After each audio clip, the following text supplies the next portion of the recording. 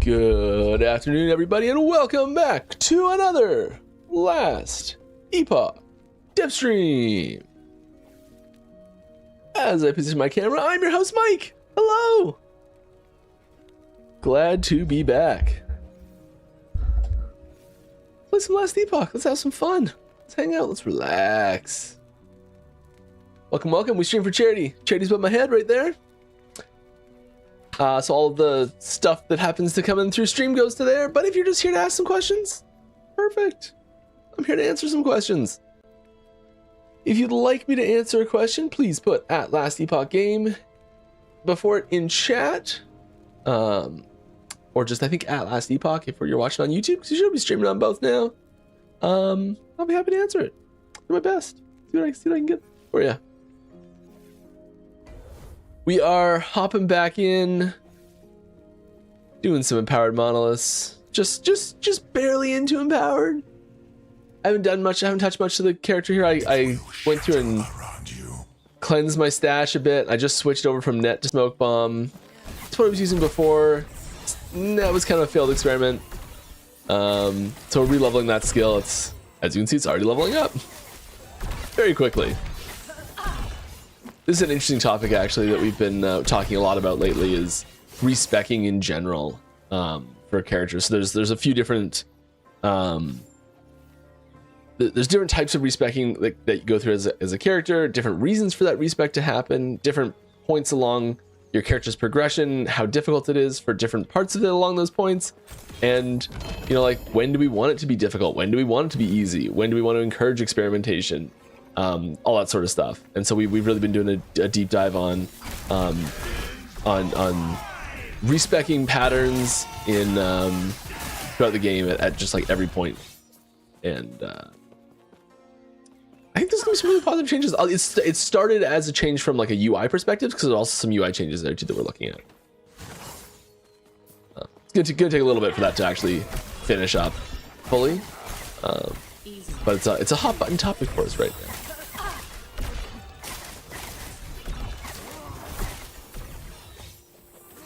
I think there's situations where you get into where the cost is.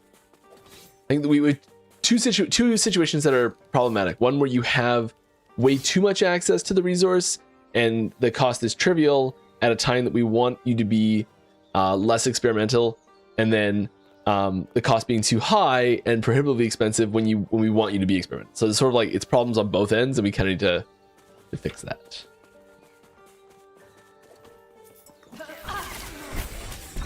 Sure. Going back to the studs on the whole respeccing. Hey, another Root of Havoc. Got one right at the end of the stream yesterday too. That's nice.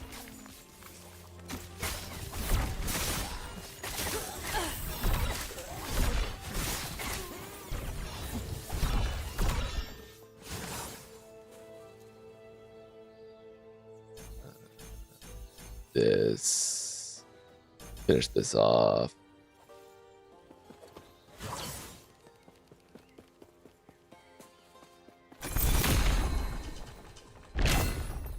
Worst. Would you say that season 4 was a success in terms of player numbers, and is it enough to support you even if the season was like that? So the player numbers, I'm like just kind of getting into like what player numbers mean for the game and all that sort of stuff personally. I haven't spent a lot of time with that in the past, and that's sort of something that I'm just like starting to dive into myself. And I think the biggest takeaway that I have from like my initial understanding of this is that like the numbers tell a very small part of the story. I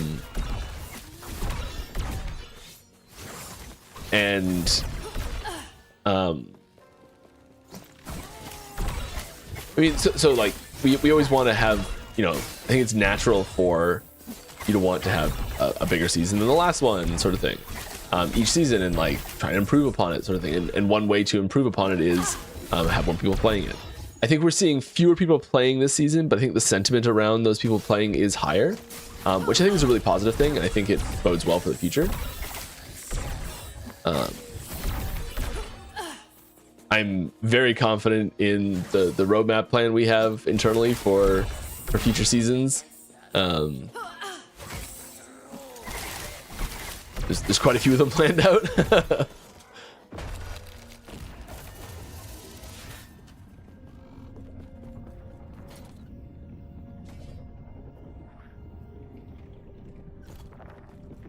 Alright. Fill this up too.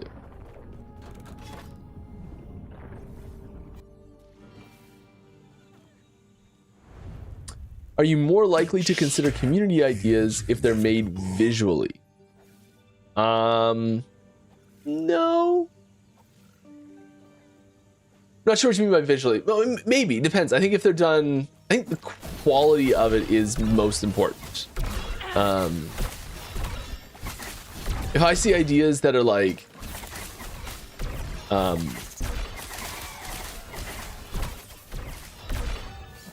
I'm just gonna go for what the ideas that, like, when I see ideas, I put more weight behind them personally. It's usually when they're really succinct, when they're really to the point, and they're really clear on the motivation behind it, and the feeling it's trying to evoke, or the problem it's trying to solve, and like a really either really specific or really vague. Usually the really vagues are better on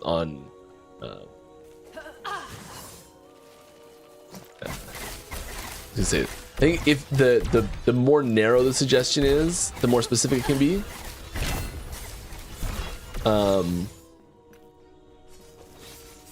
Yeah, I think succinct and to the point is best. When it's a few words and I can get the gist of it really quickly, it's usually a lot easier to consider it. I think quite often the really big, like fully fleshed out ideas with like visual like examples and like really huge things, they quite often will, like, if you're trying to solve one problem and you've got like a whole like a series of items and skill changes and like all tooltips like planned out and everything, like it's incredible to see those things. I often think there's like one little issue that will spoil the whole idea, unfortunately. And you know, if I'm sitting there in between, you know, like waiting for something briefly, and I open up a Reddit post and it's 2 sentences, I can read that suggestion really quickly. I'll probably consider it longer than one that I have to read 10 paragraphs for.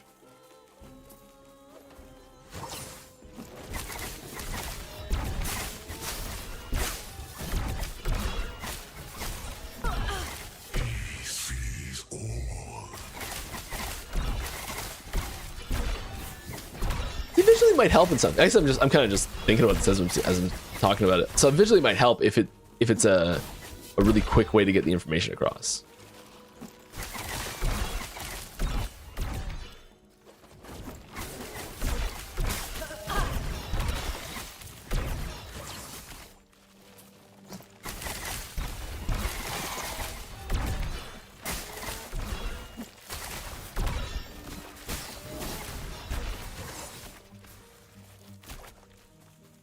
What's your favorite inter-skill interaction?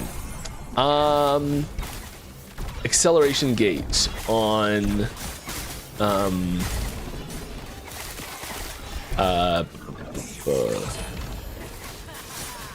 Frostwall and the thing that goes through Frostwall to go faster. I think it's Runebolt? Pretty sure it's Runebolt. I think that was the first real inter-skill interaction that we actually implemented properly.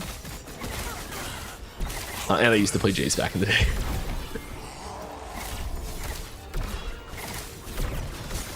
Not a ton.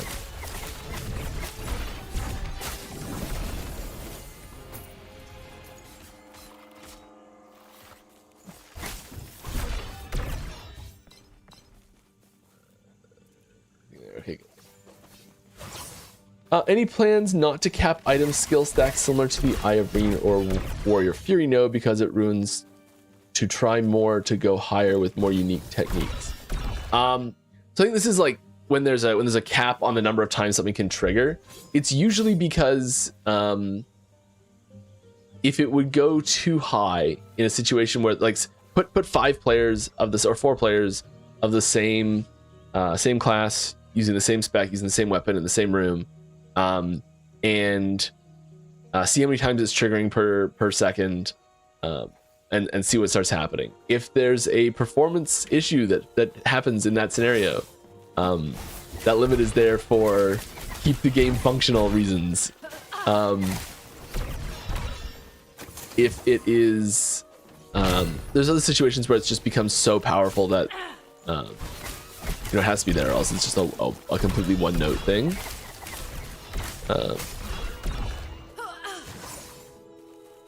Let me look at those ones.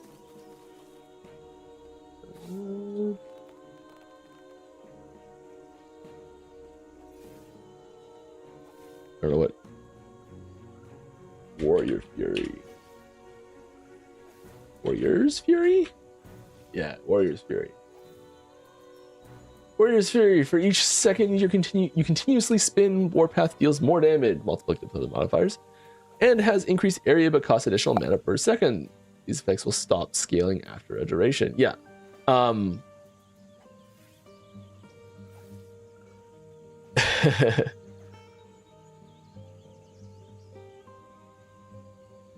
I think this is one of those things where if there's any way to generate more mana and more mana and more mana, it just becomes like infinite damage scaling, right?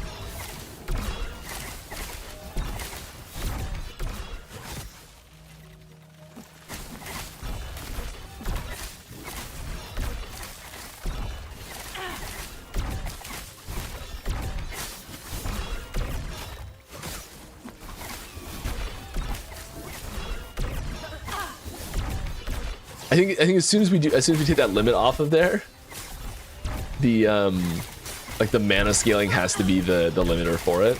And so like a finger on the monkey's paw curls inward, your wish is granted. However, the mana scaling is tripled. Something like that.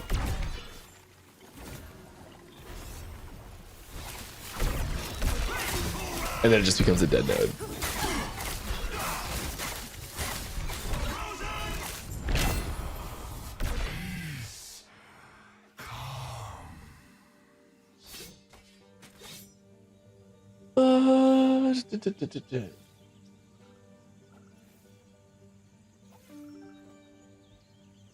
The Irene one, anyways.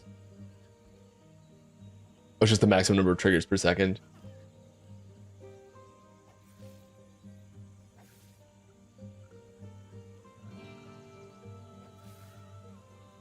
Yeah.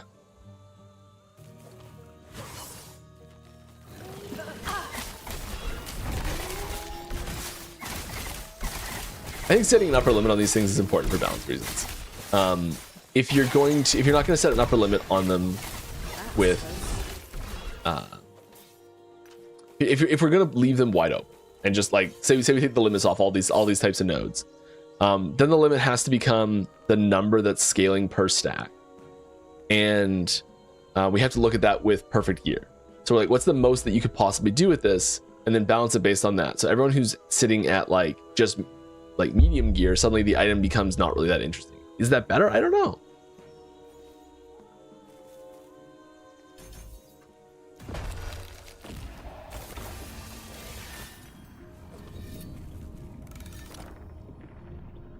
Is it possible to put in a system to target enchants at the cemetery for idols? Yeah, it's possible to do that. I'm not sure what that would look like exactly.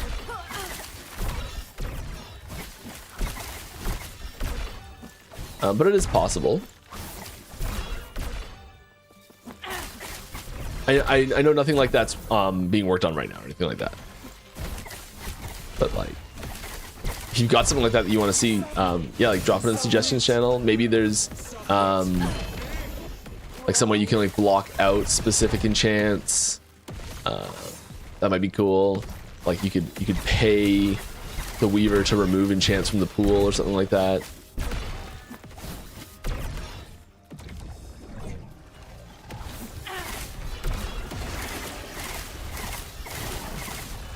Maybe like each one you remove costs more than the last or something.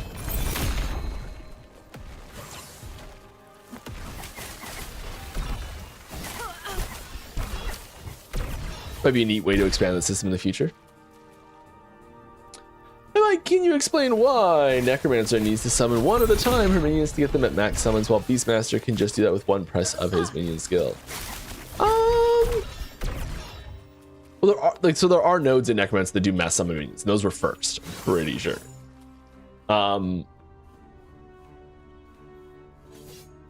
Necromancer does typically have a lot more of them.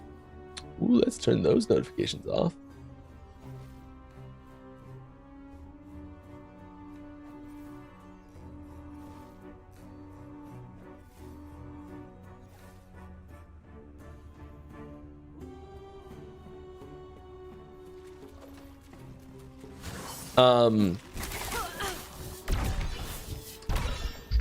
Necromancer summoning, yes. I actually think Necromancer summoning would do well to stay. Like, let's like just talk basic skeletons for a second. I think there's a real good argument for having skeletons summonable automatically, and then having the button be activatable to do something. It is part of the reason why we haven't done that in the past is because it does get dangerously close to encroaching on Beastmaster functionality, where there's like you summon it and then it gets replaced with the ability to do something. It is a little bit different. Is it different enough? I don't know. Gotta fix this. I'm surprised we haven't done that yet.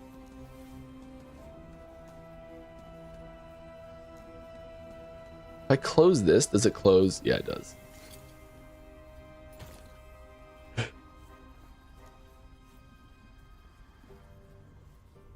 Let's put these in. I was looking at using those for Spellblade recently. Might as well toss them in and see what we get.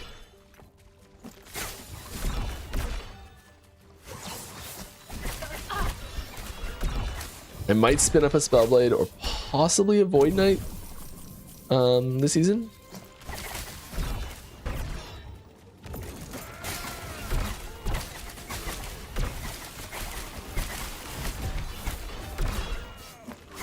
We'll see.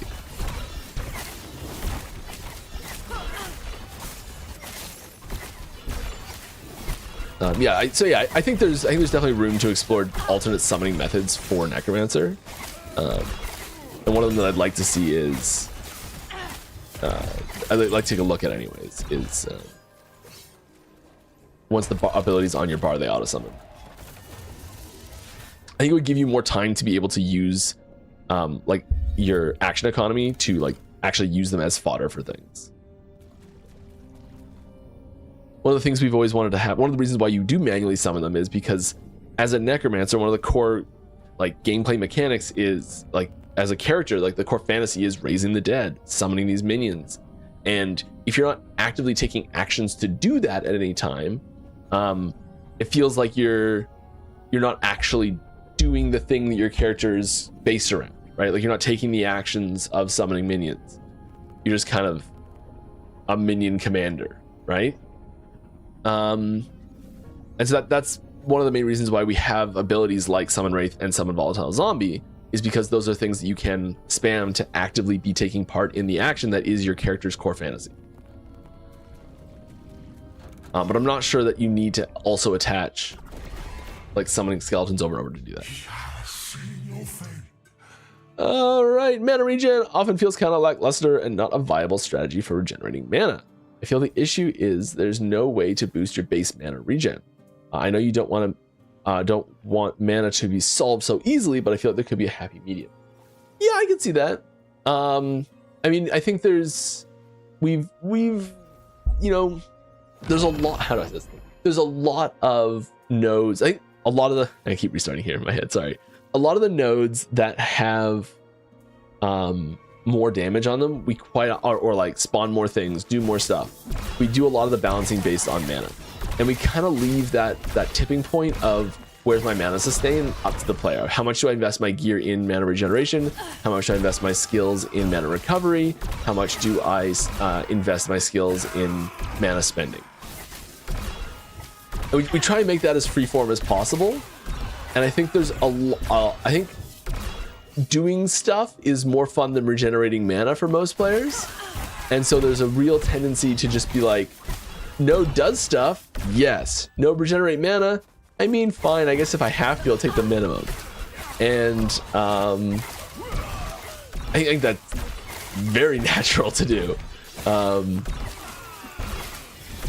And sometimes there's so many options of spend mana available that it can be insurmountable to overcome with the tools we've made available. I think sometimes it kind of feels like, well, if the option's there to get our mana cost up this high, the option should be there to get our mana regeneration up that high too.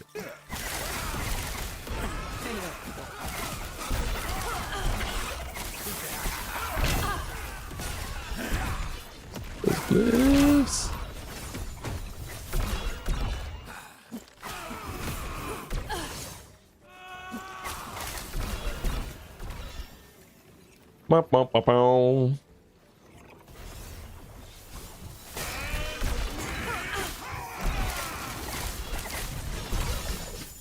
Right.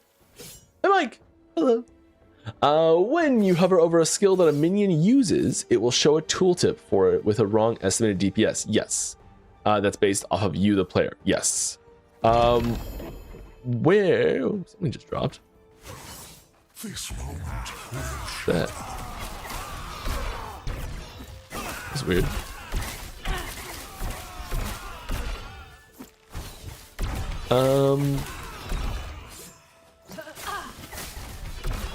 Were the cast the skill if you were to cast the skill instead of the minion? Yes. Okay, sorry. Got distracted by a sound that sounded like something was dropping. How does the tooltip apply your stats to the minion's skill, assuming that the skill's mutator is in the minion and not your character? Or are the minion's mutators always passed down from the player character, unlike some sub-skills like Warpath hit sub-skilled mutator starting in advance? I would put money this is Cyborg. The DPS calculations don't actually need a mutator to run the DPS calculations. They just can get extra information from a mutator to make those DPS calculations more efficient or more accurate. When an ability that a minion can use is shown as a tooltip, I don't know if I can get an example of this. Ballista, maybe?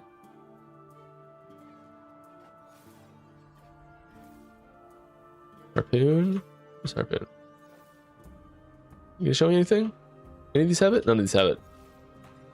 Does Decoy maybe? Alchemy is a weird one. It might have it.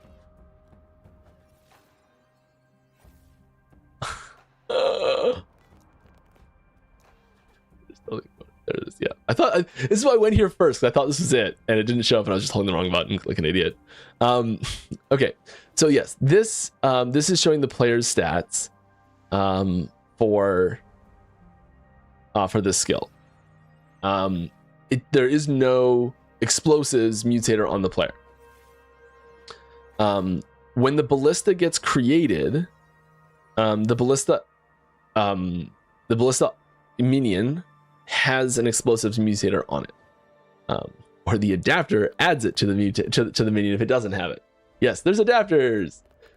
Make things even more complicated. So this tooltip is just using the player's information because there's no ballista that exists to look at the mutator for it. Like there's no ballista out there in the world for me to see what it would be from the ballista right now. I can't make a fake ballista for the tooltip to populate properly. Like that's what we basically have to do to make this work right.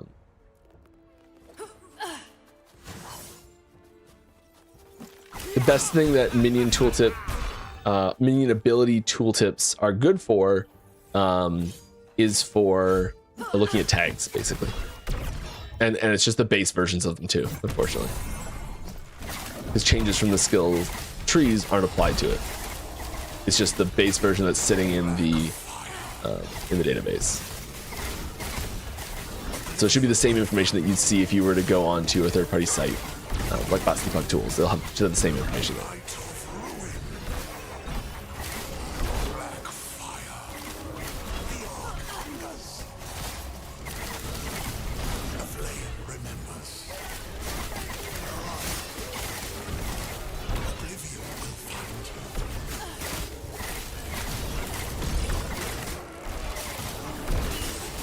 That was close.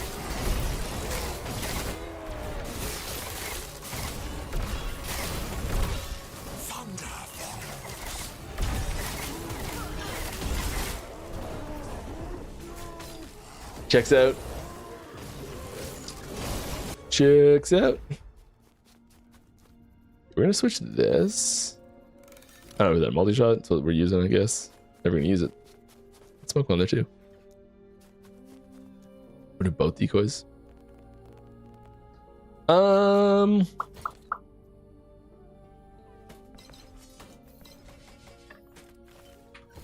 Too bad. Not quite good enough. Might come back. Might do a cemetery. That's what's in here. Personally, I would love the ability to create layouts for my skills and passives. Oh, good golly. Oh, okay, yeah, sorry. I thought you meant like redesign the trees, but you mean like templates that you can assign. Yes. I find myself changing and testing different skills or skill nodes and sometimes forget what I had used initially. It's annoying. We just drop. Heard it. But then selecting my, for example, general farm layout to get the nodes which I saved in this layout highlighted would be huge. Yeah, we've been I think part of the problem with the with doing this up until now, or like historically, the problem with having something like that is the cost of doing a respec has always come in the form of time after you choose to do the respec, instead of a resource that you're paying the respec for up front. I think there's a lot more room for UI changes like this in the situation where you are paying for something up front. So say it's like the passive system where you can pay gold and have a respec. I think that makes a lot more sense to have something like that. One thing I'd really like to see is unifying the rules around respeccing, because the rules around passives and skills and the way they respec they're completely different from each other. I'd really like to unify those rules. Those rules being like when you're allowed to do it, like do you have to go back to town? Can you do it in the wild? Do you pay for it first in like gold or another resource? Do you pay for it after in time, experience? Or like bringing a third option completely out of nowhere sort of thing. So unifying that I think would be important. And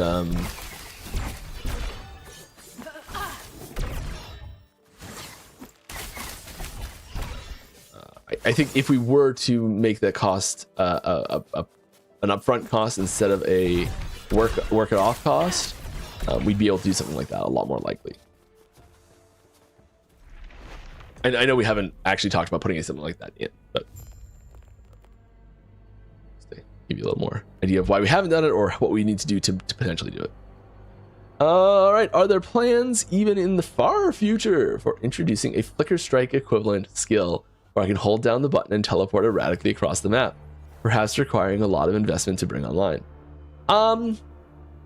I think if we're gonna design a skill like that, I think having a lot of investment to bring it online kind of defeats the purpose of making a skill like that, because then you're just sort of, I think this is the big issue that Umbral Blades and Bladestorm had, and why they got split. So there was a sweet ability that required a moderate, even in like investment. Sorry, there was this decent ability that with some like moderate investment became this awesome ability, and basically everyone just played the moderate investment awesome ability version of it. The base one just kind of got left by the wayside. I think if we were to make Flicker Strike, and like I think it would have to be really just like a node on the tree, just like one off that did it. But I think the other things on the tree would have to be like awesome as well. I'd love to. I think this is the sort of thing that players would really enjoy doing. Like it's a play style that people will either love or hate, and I think if we are going to make a skill like that, there does have to be, because it is so polarizing in the motion that it goes through. I think we might have to have it be like either opt in or opt out of the like really erraticness of it. And I think probably going like full, like I'm just gonna call it what it is, like full PoE endgame Flicker Strike might be a little too erratic. Yeah, I'm pretty sure that the one of the pets has like a sound associated with it.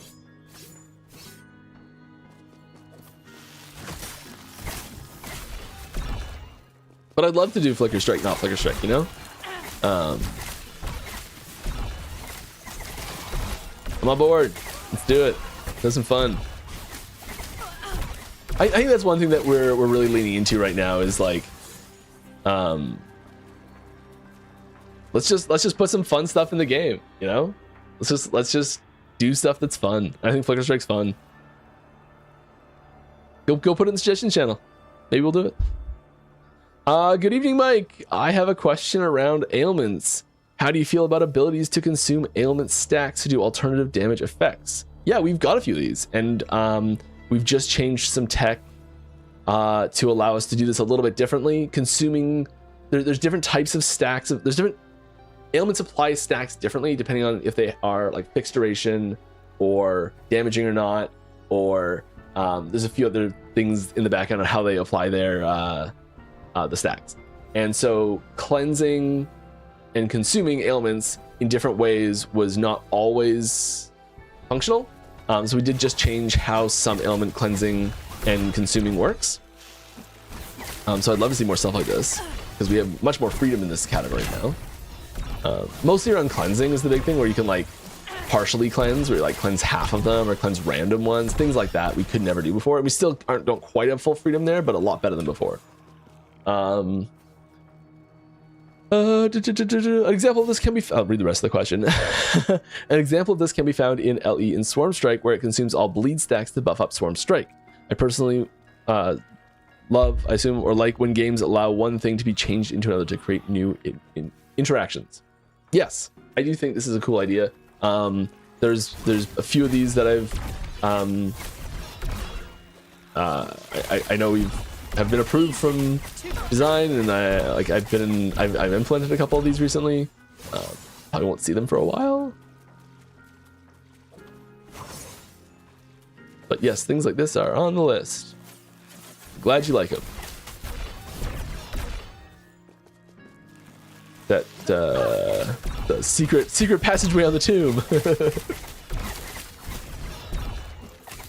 Okay, let's do what I tell people to do every single time. We're gonna actually do it. We're in a cemetery.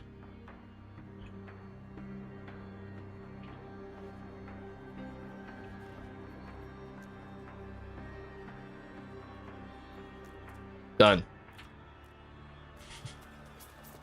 Closing it with the click and then hitting escape to close it as well. The brain just said no. I almost want to put backflip on Smoke Bomb, because that's one of the things I was using net for, was repositioning backwards because I'm jumping forward so much. I could take the forward, like, skipping off too. I don't know. We'll see. Let's slap some of these in. Yeah, let's do this. Why not? Let's do great for an acolyte. Oh, you know what we are. We get to that? Yeah, 'cause we did that. We don't need those yet.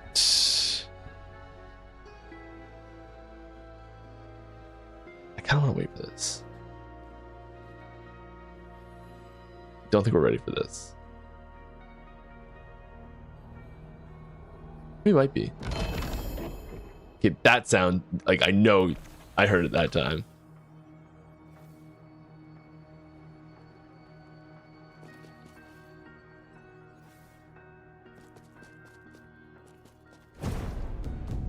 Interesting.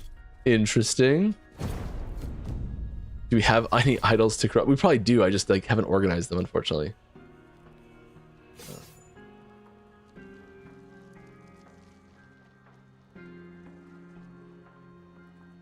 I'll need. I'm gonna dodge. We do dodge. Glancing blow. You do like that? We're not doing this type. Yeah, let's do this.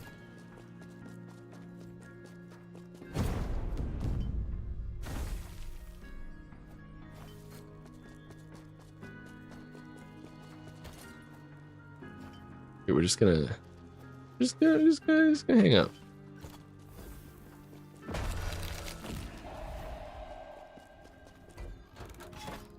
Let's go do some of these things. I'd still like to see the game have more activities. And there be a skip campaign option, open world zones, more dungeons. Heck, I even take a revamped monolith system where the monsters scale with your level. Oh, you mean just like a monolith adventure mode? So you just level as the monolith. Yeah, I'm really not a big fan of having a level in the monolith sort of thing. I think if like snap your fingers, make the game a certain way could happen, I'd be really pushing towards some new zones in the campaign that were a little less that were I guess more options in the campaign, so you could do it less linearly.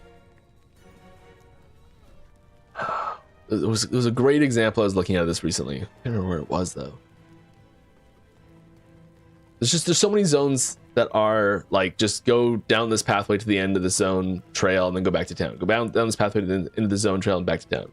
And I'd love to see like ways you could go around things. Maybe it's faster if you know where you're going, but it's a lot harder. Things like that. So like harder side zones that can skip chunks, which is, I'm basically just describing more dungeons really. But like just in these small non-dungeonified things. Then I'd like to also see more dungeons. So more like larger scale versions of that. I'd really like to see the dungeons be procedurally generated zones, so they're more interesting and less samey.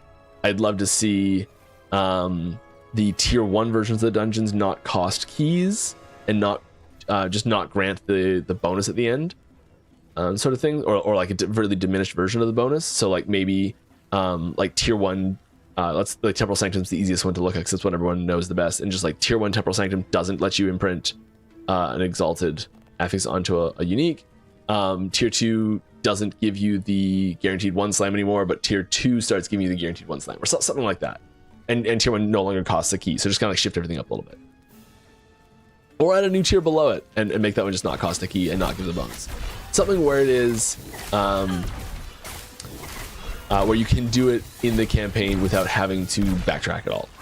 I'd really like to see that. Where it's difficult, optional content, that if your build's awesome and you know what you're doing, you can skip through chunks of the campaign cleanly.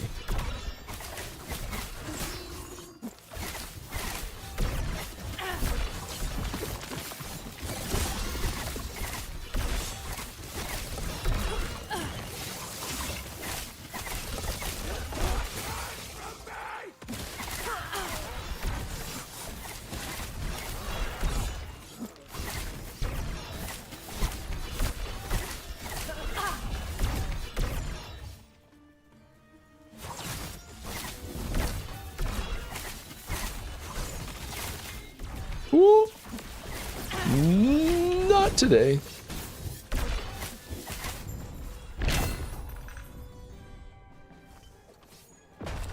All right. Go this way. Oh, hey, we sold some stuff. Nice. I'll go do that in a bit. Give some stuff to buy. Go.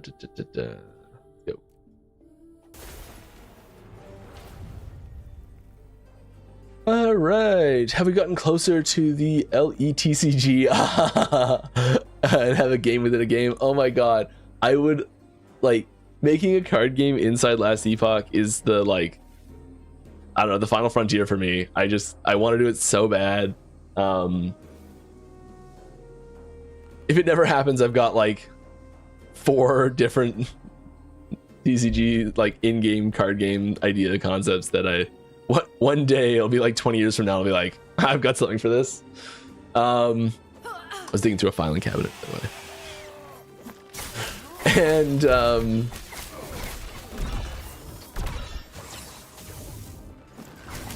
there's nothing to report progress wise on anything like that happening, unfortunately.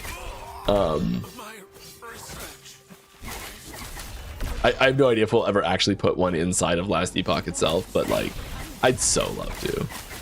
I think it'd be great.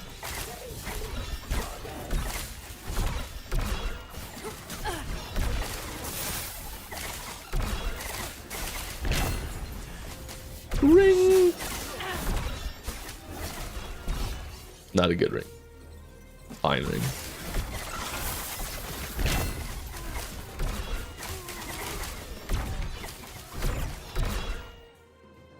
I'm really tempted to take the movement off of this and go here. I think it might just be more accurate. Do more damage that way.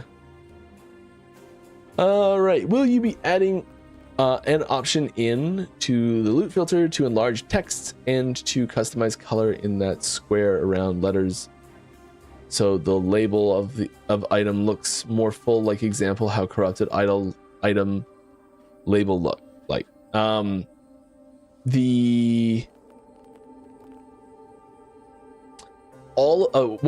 thing that is sort of a constant here that's going to stay a constant is the total height, like the total distance from the bottom to the top of each individual label is going to stay consistent. So like the distance between we don't have any plans to build a system where you can make individual labels taller than other labels. Yeah, we do have a way where you can make all of them bigger, but individual ones being taller is not something we're planning. Black market token, nice.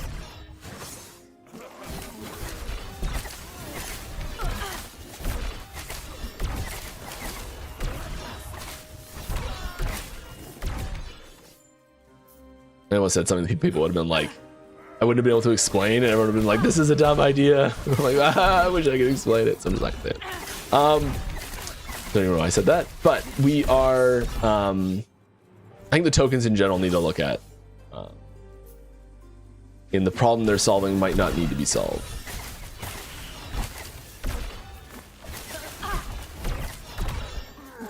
We fix the system.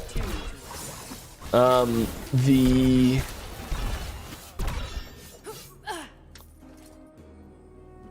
labels, I think having different aesthetic options would be good. Splitting out the border from the inside color selection might be nice. We didn't do that already, did we? Yeah, right now you just pick a color. Being able to change border color compared to inner color might be good, I think.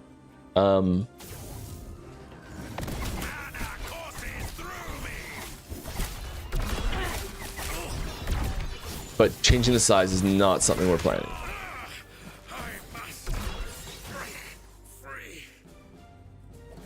Like we've had many discussions on that one, and it's always comes back to the same thing of just like no, and the entire like organizing them on screen is surprising. Like having them like fit together nicely where they actually sit properly is a surprisingly difficult to optimize thing, like CPU wise. Especially because the camera's moving. That's the tricky part. Doing it once is fine. Because the camera has to move. That's the hard part. And like, because you have to be able to zoom the camera in. They got movement speed on them anyways. It's kind of what you want.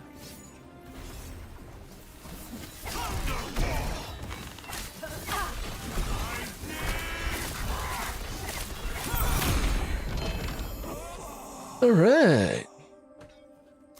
Another one. Going up here.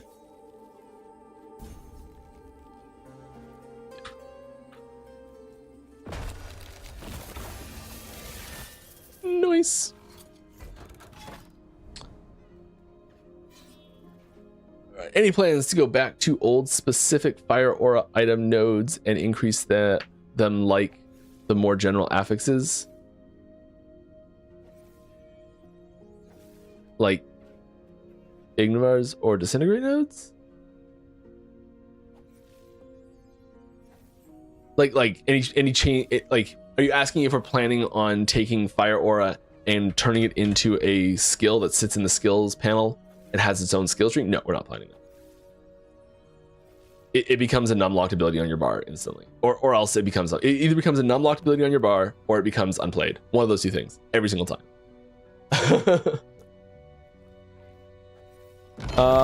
In this... Okay, we're taking off one of these pets and we're gonna see if it's the pet.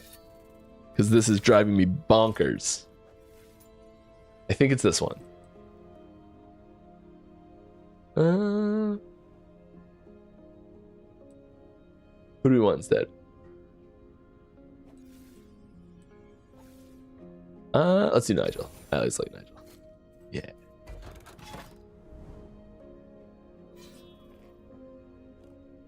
All right.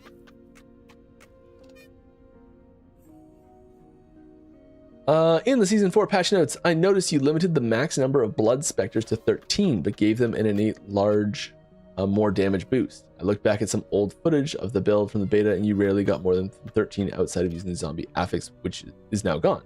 Was that compensation for the lost experimental affix or unrelated?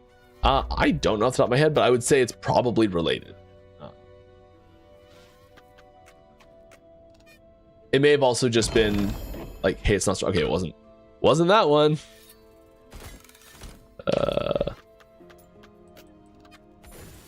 Quick chip.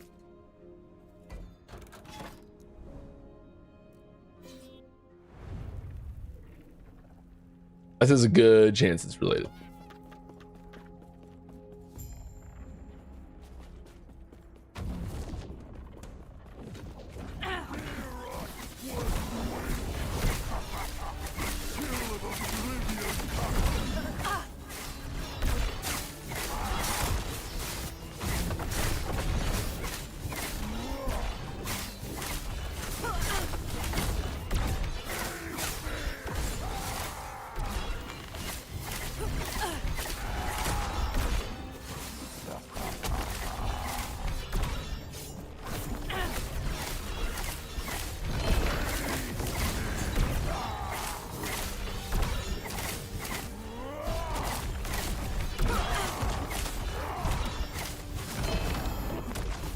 I heard the sound again. What is it? It must not be the pets.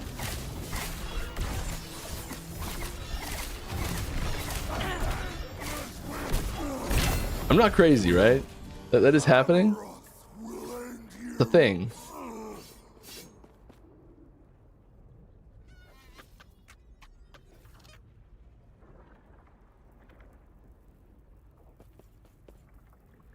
Is it the followers? I'm just gonna take them both off. I'm taking them both off.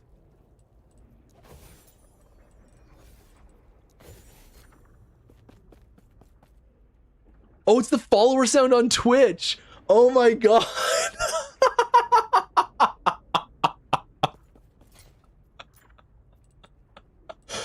Oh, that makes me feel so much better.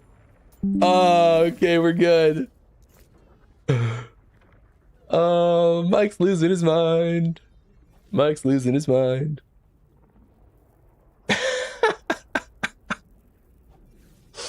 just like wasn't looking at chat at all. Oh yeah, we just added a new follower set. Is the new pop-up happening too? Because there should be a new pop-up that looks cool as well.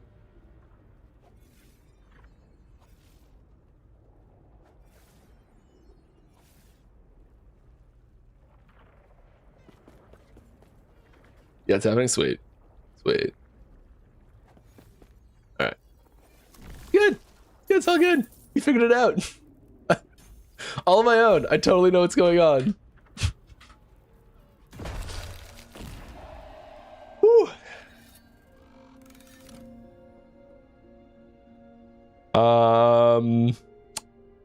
Personally wouldn't change sorry, if I was answering a question and like bailed on it, I'm sorry, I lost my train of thought here. I personally wouldn't change the min level for skill respecking and having to bring it back to max level. Just the visual help for switching nodes and skills. Just the visual help for switching nodes on or skills.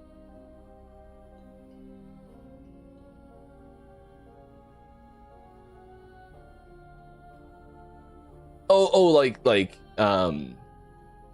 being able to say like these are the ones that I want to invest in, being able to like basically build, like having a build planner built into the game. Yeah, I think there's reason why. I think there's reason for doing it or not still. I'm not saying it's happening one way or the other, but it's something that we're definitely looking at quite heavily. And we're open to suggestions about it.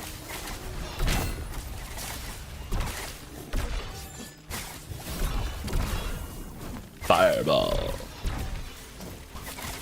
Is he fireball? Yeah, it is fireball. Unspec fireball is like pew, pew.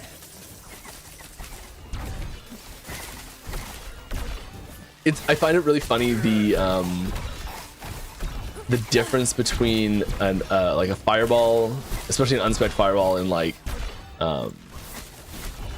in like an RPG compared to what fireball is in like a TTRPG, like in D&D specifically, where it's like this huge big giant thing that does damage all over the place and like everyone dies. And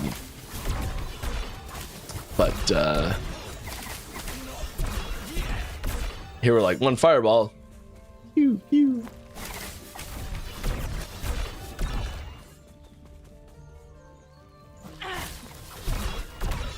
Is it possible to make our characters pick up runes, shards, glyphs by walking on them just like gold? It is a thing that we could do. It is possible. That is a mechanical possibility that we could implement if we so desire.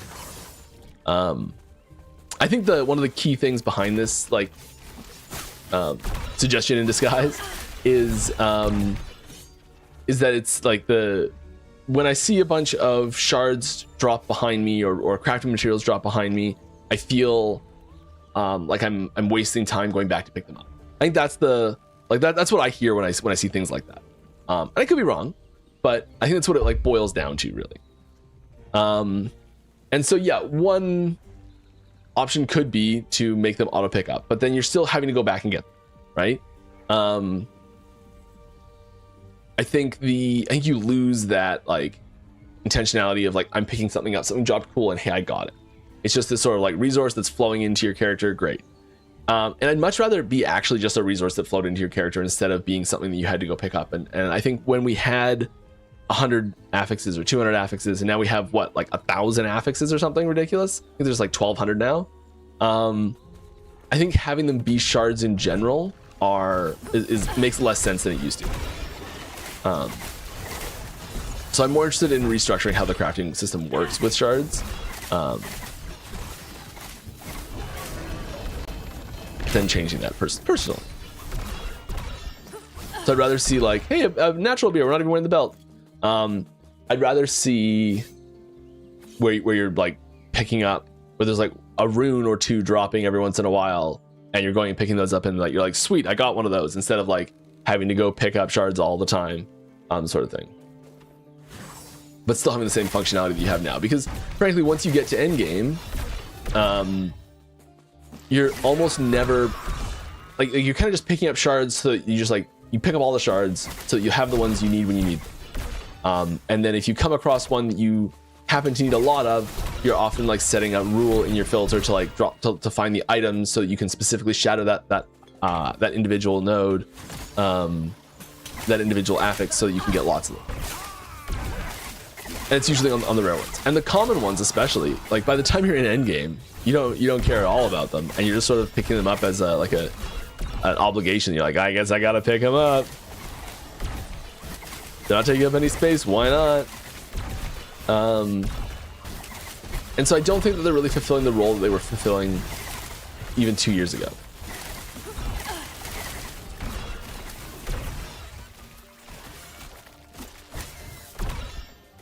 Because we have so many different types of exciting, like one-off drops that happen, like little, like the tokens and the shards and the runes and the fragments and the bones and like there's so many little things that just like drop all the time now that I don't think that they're as necessary to have these like little ooh piece of candy moments.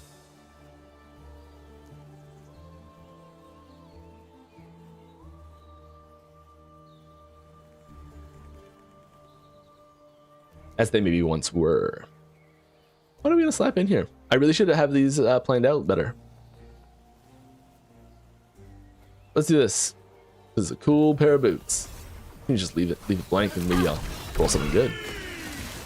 Okay. Oh yeah, I can't roll into a wall because that's a wall and not a pathway. Pro tips by Mike.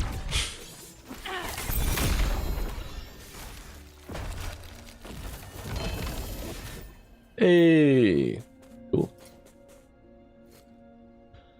Hey Mike, last Friday I asked about periodic events that boot. Whoa! Jumping the gun on me. Hey Mike, last Friday. It's fine. Hey Mike, last Friday I asked about periodic events that boost certain drops or crafting outcomes, like more gloves one week, boots the next.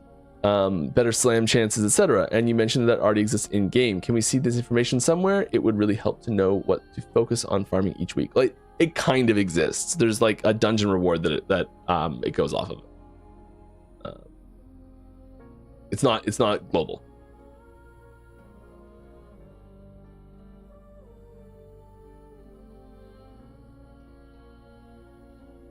It's like the arena reward or something. I don't even know where it is. I don't even know where it is right now. I think it might be the arena. It's pretty minor though. Like it's really a fledgling version. We may even have taken it out.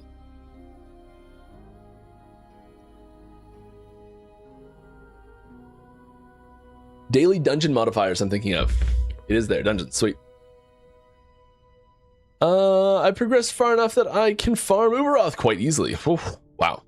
However, right now, a major pain point is that you gotta fight normal Aberoth. Yes. Could we potentially get a way to exchange RBIs for Threshold of Eternity? I think there's I do think this is an issue. I think that the like a big part of this is that if you're gonna do a loop, you have to, it's doing that like that first lead up of fighting the once you've mastered Aberoth, the like initial cinematic fight at the start is really trivial, and once you've once you're into fighting Uberoth, even attempting Uberoth like reasonably, that little fight at the start is really trivial. I think like even just having a way to skip that would help a lot. But yes, I do think this is an issue. We are looking at this. I think especially as we get more bosses, we need a more clear way for players to engage with those bosses and see a boss like progression system of some sort, and like have them all in one location or something. There needs to be some better way to access them. Having them be woven echoes is awesome, but it kind of also has the downside of like locking down that tree while you, so this happened to me last season where I knew this was going to happen, and so I intentionally slapped I think I put it in one of these two because I knew I wasn't going to be farming those two, whichever one I put in. I knew I wasn't going to be farming it a bunch, so I put my Uberoth in there so I could just tuck it away and not worry about that timeline anymore. And that's kind of another weird issue that I'd like to resolve as well. So there's some stuff around how we access bosses that we've been talking about this recently. I think it was Tuesday we were talking about this. So yeah, this is an issue we're working on. I don't think we'll see much on this until LEO though.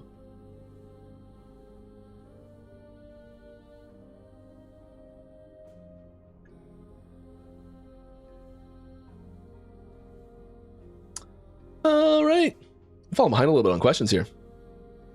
Here we're gonna take a brief gameplay break. Answer a bunch of questions, and I'm gonna put, you know what today marks? Today is May 1st, and so this marks the start of very early teasers for season 5. So here we go. This is our first official visual teaser for season 5. It is a work in progress. There's even a little watermark on it. Concept art for something that's going to be next season. Any thoughts on dungeon scaling loot like Corruption does? With COF, dungeons are a dead roll compared to Corruption on a monolith. Yeah, I think there's this is part of the problem of why dungeons sort of fall off late game for sure.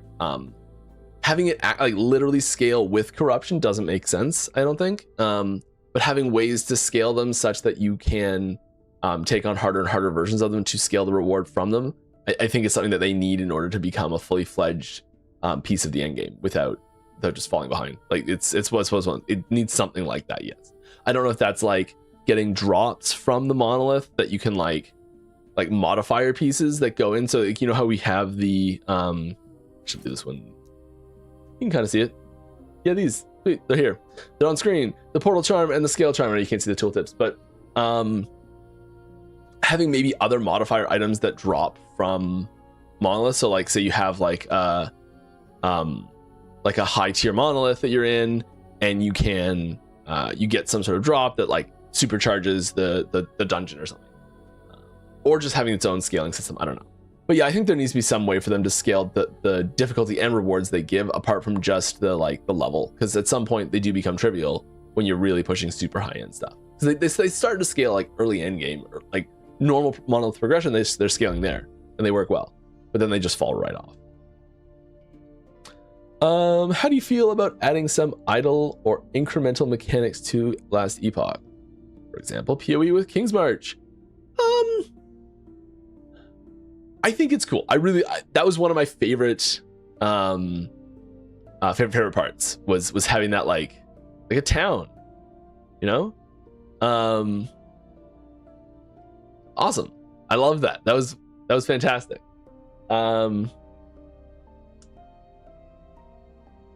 I don't know. It seems like a pretty big system to me for us to get in before more like gameplay centric options are really available. But I do love those. Are there any plans to add class bound weapon types for the other 4 classes? Same way that rogues are the only class with access to bows. No. I'm much more interested in opening it up a little bit more. It's not something we're planning right now.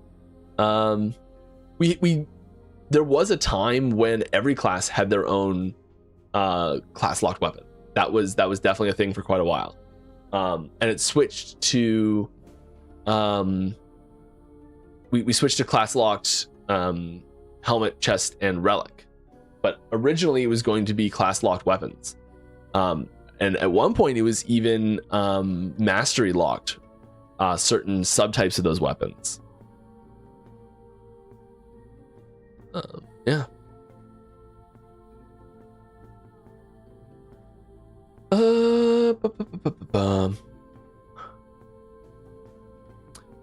Any plans to change up the way corruption increases in monos? Yes. I would really love to see, instead of walking up to the shades every time, you collect frags from them, and then these frags increase corruption by X amount, and may even have a timeline wide set of modifiers, and players can add and remove or swap these frags as needed. We've got something very different in mind. But I do like where your head's at, in that this system could use a shakeup. Do you guys have a rough idea on when the next season will release? Yes, I have a like I can't give you any information about when the next season is going to release, but I have I would say a I could probably pick a 2-week window with pretty high accuracy at this point.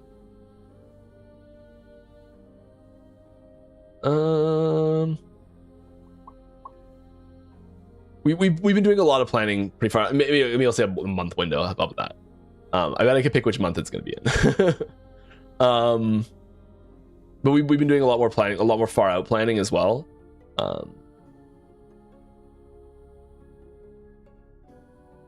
So like I'd probably tell you like a 2-month window of when I think 1.7 is coming.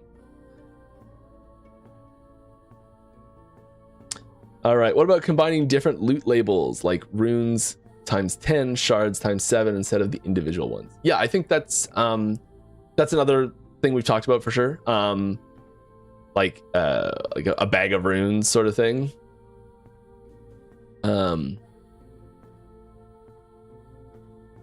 I still think a more drastic approach is needed in general. Like just the fact that you have the situation where I'm not even like that far in, and like I've got 55 of these, I have 118 of these. Like, is that the biggest offender?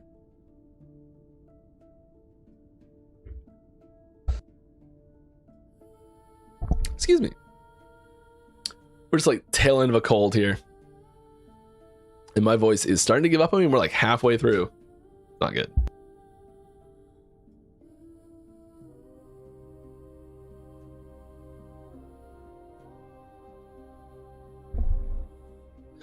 So like I think there's just the way the shard system's functioning needs a bit of a rethink.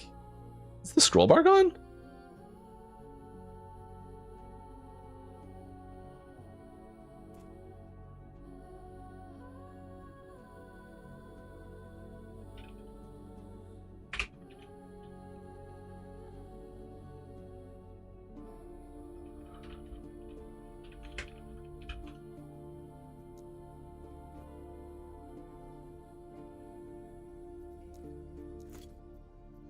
All right. Any plans for class-specific COF lenses? Again, we're overhauling the system pretty big, and I'm going to take this down. You couldn't see what I was just doing. Sorry. Classic Mike fashion. We're leaving that up. I'll stick down there. What that? Better? Seriously? We're let the Circle of Fortune and like factions in general are getting a pretty big I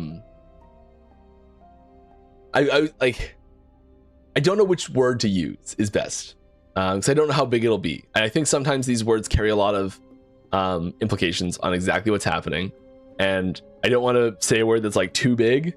Like if I use the word rework, if I use the word overhaul, if I use the word like adjustments, like where I don't know which one provides the proper amount of expectations for players at this point. But there's some decent sized changes to the point where some of these concepts, like specific types of lenses, might not make sense in the future. All right, I know you guys have strong opinion on campaign shortcut, but to me it's a huge pain point not to be able to skip the campaign entirely. Any plans to change this a bit? We don't have any plans to change that there's an entire campaign skip. It's one of those things that, like, if the campaign's so terrible that there's like that even doing it once, even if you're able to do it quickly with an experienced character, like that, I think that says we need to fix the campaign more than anything else. That's what I get out of that, really. Might not be the case. Like, maybe the question I should ask in response is there any ARPG where the campaign is something that you have ever enjoyed playing a second time?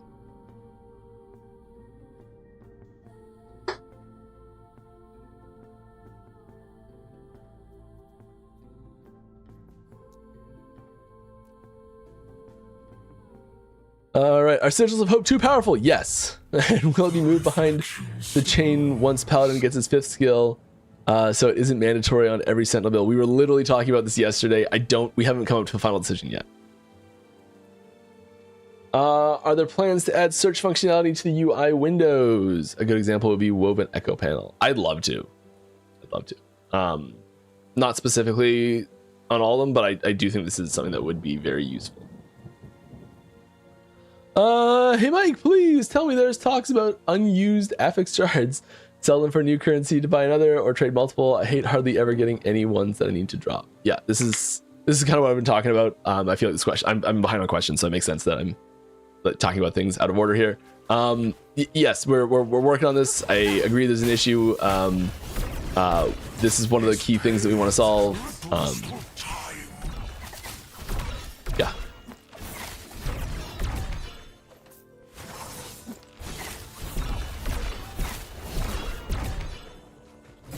It's almost like once you have access to it, you just want access to it. You don't want to be like trying to sort out which, like it's fine using a resource for crafting, but you don't really want to be looking for having 1,200 different resources is frustrating. Having one resource that you can use on 1,200 different things is much less frustrating.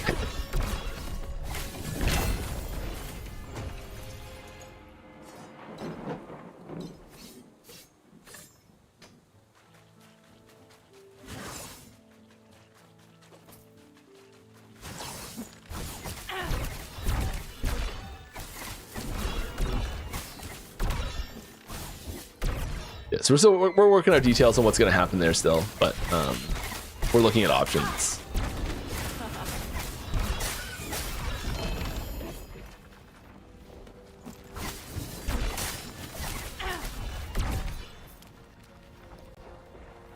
You guys need to clog up your inventory. You guys need to going from you guys need to clog up your inventory with shards to this is a very welcome change and proves you guys listen to the change and change things for the better. Cool.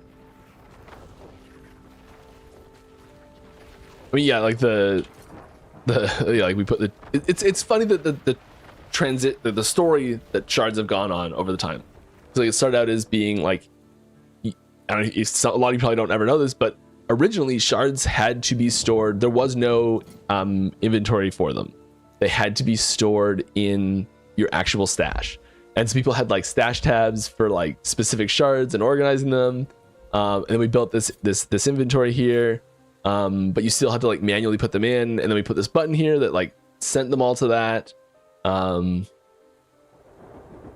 you still had to like pick them up individually, and then we added the vacuuming, and then we increased the size of the vacuuming and made them drop in larger clumps, and drop less frequently but in larger clumps, and then we added the automatic. And now I know that sound was from a follower, so great, yeah, new follower.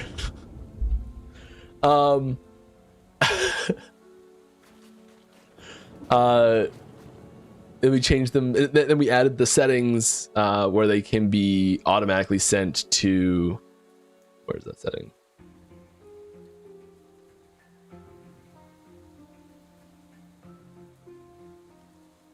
I don't even know what the setting is. I probably scrolled right past it. There's a setting now, but they just auto go there. You don't need to do the transfer thing. It's funny that the journey they've gone on, and now we're kind of like, well, maybe do we even need shards?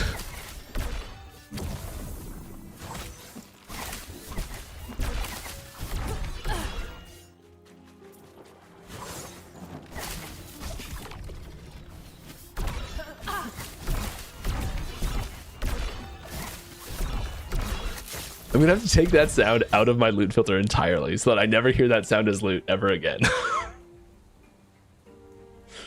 Hi Mike, how's it going? It's going great. I'm having a great day today. I think, correct me if I'm wrong, that you guys said that there is no intention of adding a barbarian class / mastery in the game, at least anytime soon. Even with some players asking for it. Yes, I think you guys could use Beastmaster to lean into the barbarian fantasy. I agree, since Beastmaster already is the mastery that you could build solo without minions or companions. Yeah.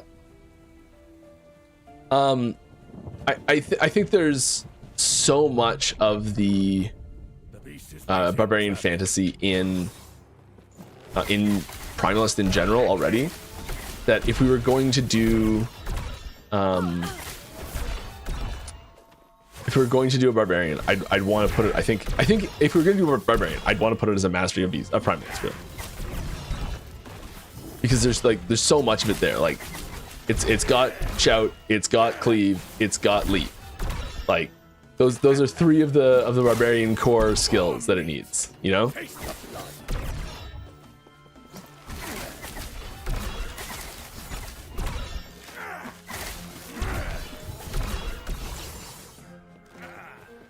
I've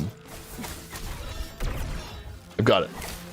We make a sword, make a two-handed sword that grants Warpath to Primalist. It makes you not be able to have any pets.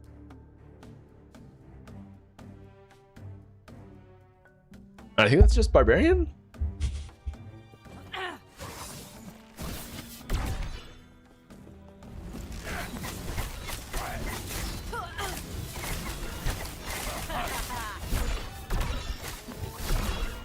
It doesn't even have to be a sword. It could be a helmet, or it could be a class specific thing already.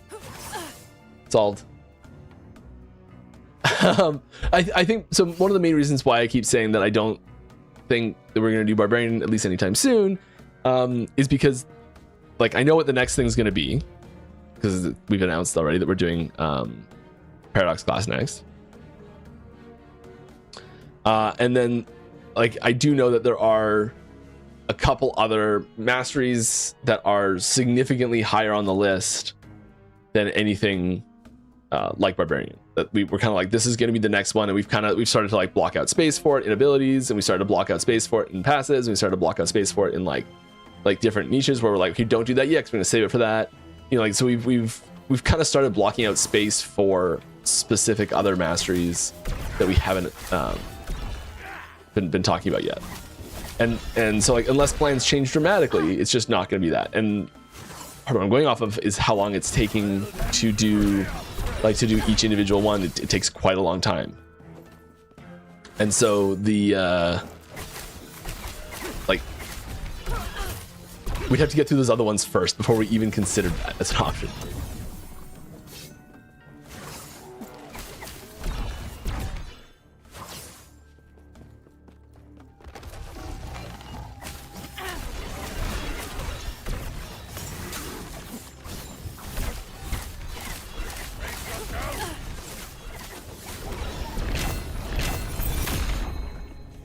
Right. New lineage. Yes. Good. Good.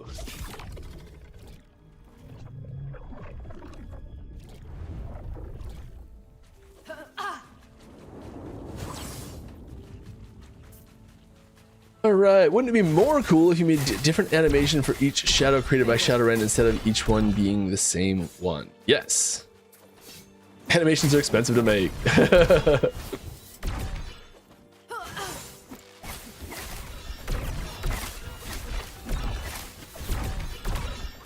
And we have a lot of other things that need new animations for them. New bosses, new abilities that are going on other classes.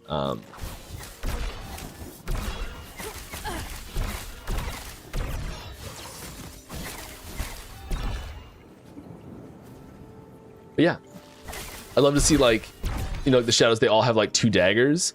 Maybe some of them have like 2 swords, or like a sword and a dagger, or like even an axe and a dagger, or like, you know, there's different things that they have in their hands. They look a little bit different, or maybe they match what you're using, or something like that. I don't know. Really cool.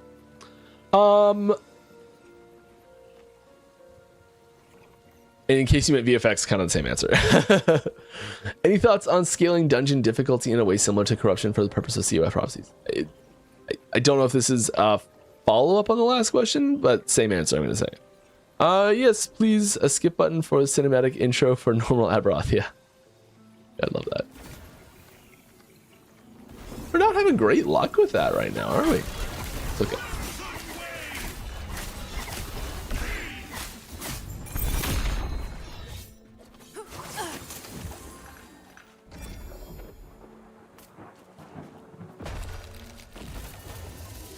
Yes, give me all of the experience. Still 90. Has there been any consideration towards allowing multiple players to get boss drops? Yes, I don't mind spending a key per person that wants the drops for Abby as an example. Yeah, there's, we've talked about this a bunch. There was a lot of concerns that we had in the past about like payment services for like dragging people through and getting drops that way, like enabling RMT stuff. I think we've kind of erred a little too hard on the side of caution with things like this in general. and I really want to start opening things up a little bit more to just like the player who's hopping on to have some fun with their friends and have that experience flow really well for them be the priority.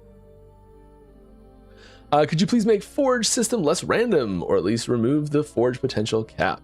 Items having a maximum amount of forging potential, when they having the total forging potential that an item will have when it drops, is a pretty firm requirement. There's been a ton of discussions this week around like items that can increase forging potential on an item, and like maybe a rune that you could apply to it, or like some sort of process you could put it through that like increases the forging potential of it, like pulling an affix off, like give it forging potential back, things like that. And the like we've been through these discussions a lot. I've pitched these ideas a lot myself. And the line that they all come back to is the total amount of fortune potential that an item has needs to be determined when the item drops. And I know it sounds like I'm condensing a huge amount of debate and discussion into like one final point, but like it needs to. Oh, you getting banned?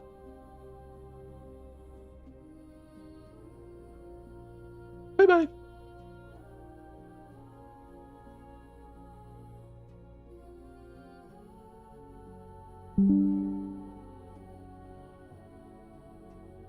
Sorry.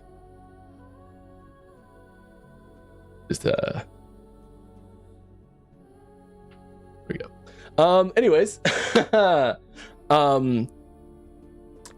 do think that the core of the question is, it brings up a good point though, and so I don't want to dismiss the question out of hand. And I think that the core of the question is revolves more around, hey, I want to do more stuff to my items and I can't because I'm running out of fortune potential. And it feels a little too random when an item drops. You're like, this item has a lot of potential, but I don't know how much potential it actually has, even though it gives me a number that literally describes its potential. And so I think that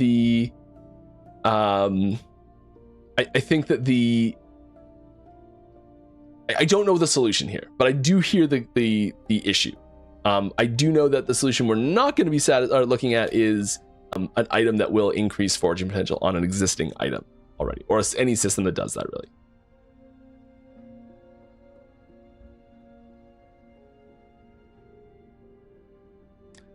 All right, I've suggested Rive fire conversion many times and was wondering if it had come up in a meeting. I only use the forum. Give me a sec, let me look.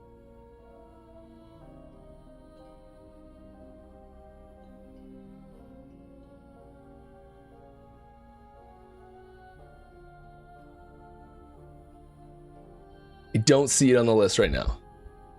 Sorry. All right, are you looking into making more dungeons for skipping campaign, especially for higher chapters? Yes. There's none on the books right now, but it's something that I'm really interested in doing. As someone that works a lot, I have officially made it to empowered timelines. Wonderful. I'm having so much fun, but it's really due to being on paternity leave. Ha! I feel that. I know the campaign is not down and would love to see a faster way to get through it. Love the game. Thank you. Or not done, I think. Thank you from a loyal fan. Yeah. Yeah, so I guess one of the things is I want to take note about is that the way the campaign works is you don't actually have to go to the full end of the campaign just to get into Monoliths. You can jump in before the end of the campaign, and that's totally fine. So even if we do add more chapters, they aren't mandatory to complete to get into the endgame. We're going to keep that same system going forward. I would really like to see new dungeons go in. Yeah, I'd love to see dungeons get a few things. I think that's a point that we can really like if we're looking at the game to find like where are the weak points, where the things like where's the content that isn't shining as brightly as it could. I think dungeons are a big culprit there. So I'm not really playing much, but I think we've had really good questions here. I just get absorbed into the questions. All right, can we please get some more variety for unique belts? The Necro currently doesn't even have one for minions. Yeah, sure.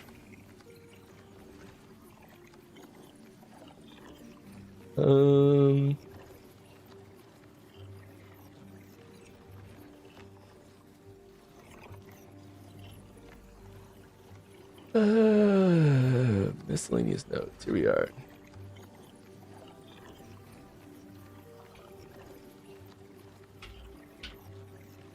Let, not let bells.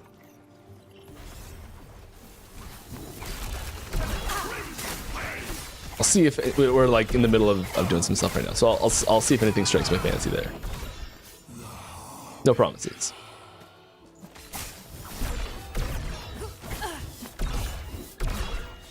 Just want to thank you guys for trying to create a valid gearing branch other than legendary items with double exalted slams in every slot. Between Glyph of Despair, Primordial Affixes, and Corrupted Affixes, it's possible to craft an item with 7 explicit affixes. I think you guys are almost there in fixing that problem. Maybe an alternative option in Primordial Affixes for that sealed slot. Yeah, I think the so we are working on some new tool tipping to make that like idea of like there's like more specific slots and like having that be more clear on what's possible. But I'm glad you're enjoying it. We're working on improving that system even more. I think that's a lot of what the crafting discussion that we're having earlier about fortune potential for exalted items that we were just talking about. I think a lot of that boils down to wanting to have access to the same power potential for the similar amount of effort with exalted than legendary items. So I think that's one of the big things, is that right now you can get it's a lot easier to get, like, let's say 9 value of power, whatever that means, out of a legendary item than 9 value of power out of an exalted item. That doesn't mean you can't get 9 value of power out of an exalted item, and like the what you would see on a, like, if you're just looking at a build plan or you're just theory crafting, the ability to pick out items that make sense in those slots as like a what if item from exalteds is very reasonable. Having those be like, it's a lot easier to get the equivalent amount in a legendary in many cases, or rough equivalent power. Going the wrong way completely, not even paying attention. Referencing the shard history story, how much time do you think you all have spent wasted slowly band-aiding the system or others instead of doing a more long-term solutions earlier? So I think I don't think it's wasted, and I'm gonna sit here just to like justify the work I've spent on it, I guess, or try to anyways. But a lot of the time when we were doing this, I think it made the solutions we made at the time made a lot of sense for the game at the time and what was available in the game. Because like, this is kind of something that I mentioned at the start of that, is that when we started out, it was a couple hundred. It was like at most 10%, maybe 20% of the total affixes we have now. Back then, and I think it made a lot more sense when we started that. And then we were sort of just, I think, improving the system. And I don't think we really saw coming, and maybe it was in the end a bit of a waste because we didn't see this coming, and the sheer volume of affixes that we do have now. But it's been what, 8 years since we first created the crafting system? Maybe only 7 years since we created, like, so this iteration of the crafting system, 6 years?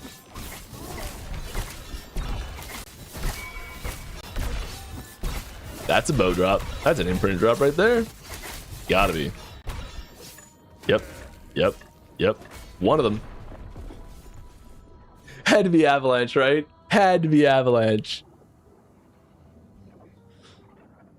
I think Avalanche has killed me more than any other ability in the game. I think that's my number one.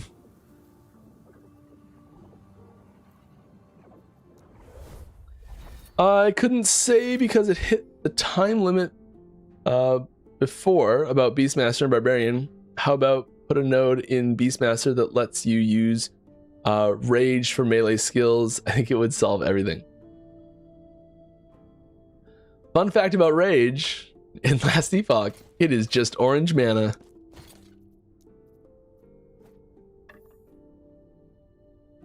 Like, literally, it is just orange mana.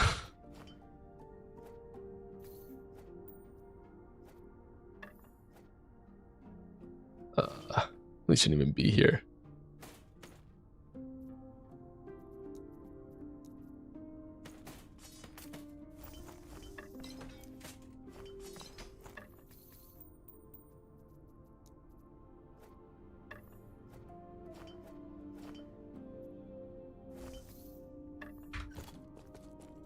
All right. What's this? What's this?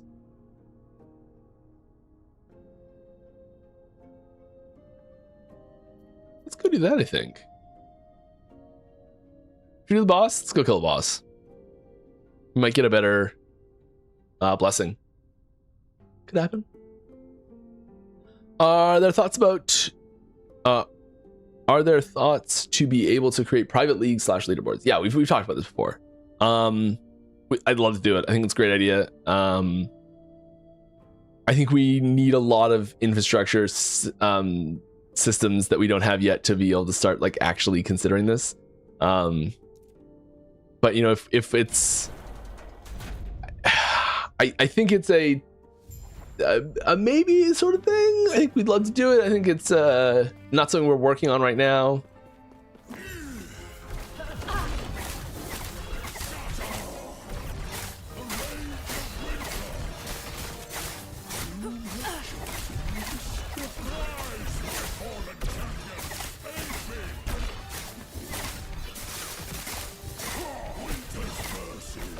Oh no.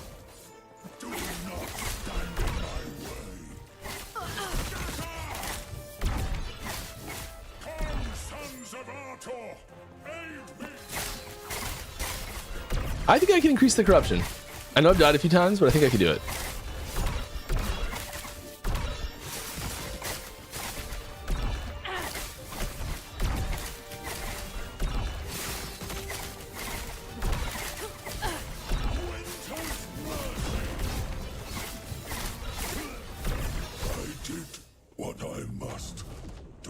Hey Mike, can we hope for cast skills on move instead of stutter step?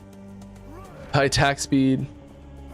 Spamming skill looks stutterish.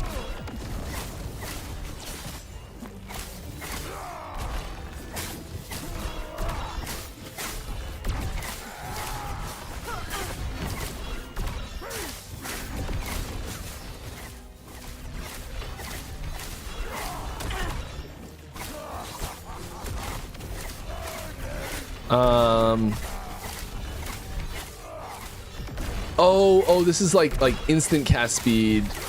I see what you're saying.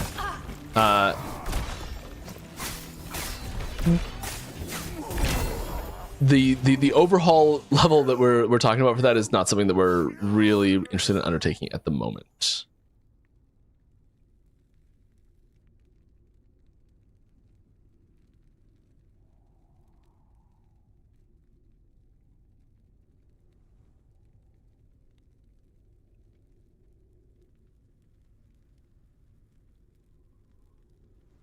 Endurance threshold is what we want here.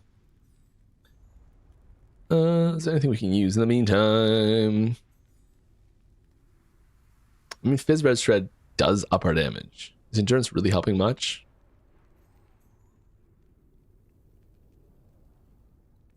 What's our Fizz Res Shred chance by default? I don't even know what it's looking at. Under Ailments, maybe?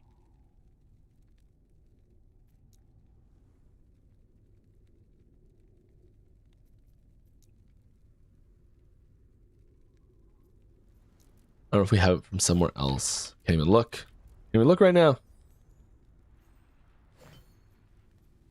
You can always switch back.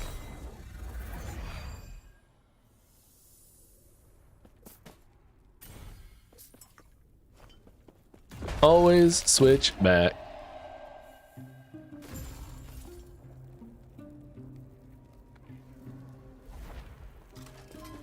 I'll be honest. You know all that you need to know for now.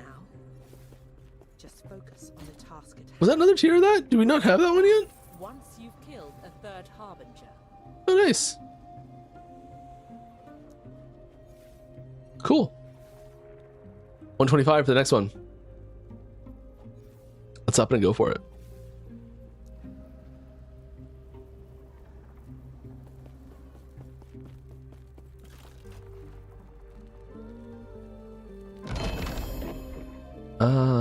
Follow, thanks. Nice. I know what that means now. Yeah.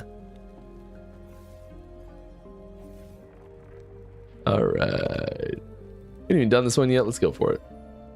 Piggyback on the forging potential discussion. Trying to craft on double exalts 50% of the time turns out in the first attempt rune of removal and brick. I mean, yeah, that's a yeah. The other 40% to brick because lack of forge potential when Havoc misses. Options for high-end crafting would be neat, even if it's something that only omens at 1,000 corruption plus as a drop. I mean, like 1,000 corruption plus is not something that we're interested in hiding an entire crafting module behind. That's a huge hurdle. Like, yeah.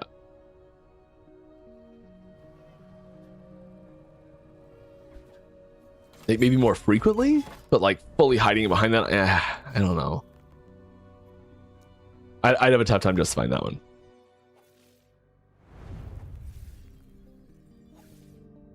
Oh, we were gonna go look at what we sold, how much money we got. We can buy something. What monster would you like to add to the game? Personally, I would like mimics. Yeah, we've did we ever actually release mimics? Anyone who's been here forever, did we actually release the mimics? We had mimics at one point. They did exist. I don't know if they ever launched.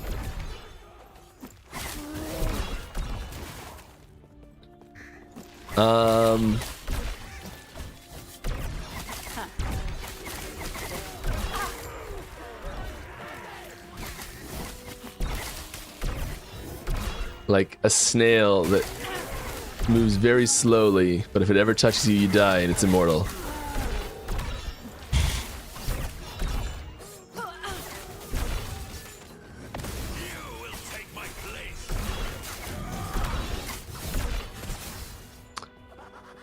Hey Mike, with the reduced imprint chances in season 4, have you considered increasing the drop rate for exalted items? I've been farming armor at 1190 corruption, and after 50 plus tropes, I haven't had a single double T7. Always just one T7. I mean, double T7 is like that's a huge. I think part of the problem is that we've, like I said this before a bunch of times, is that we have put a little too much. We raised the expectations too high on the ease of getting double T7 items. Like that's supposed to be a trophy item, like at least a relevant one, but it is also the sort of thing that we do want to see, you know, sometimes if you are farming super high tier stuff. So I do think that we pulled back on imprints. We over nerfed imprints. I don't think that's a controversial statement to make, and we know that we're working on how we're gonna fix that. And I think it's a combination of things, probably just partially rolling back some of that. Like, obviously not all, well, hopefully obviously not all of it.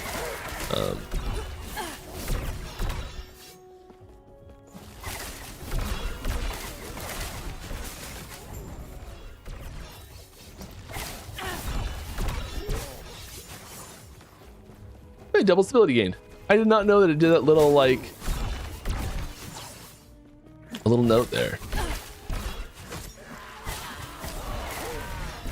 So if we now know that we've got double stability gained, does it take into, I should look this up. Does it take into account the bonus stability for double, or is it only double the base stability? Like, knowing that I got double, should I kill everything now? It's probably just the base.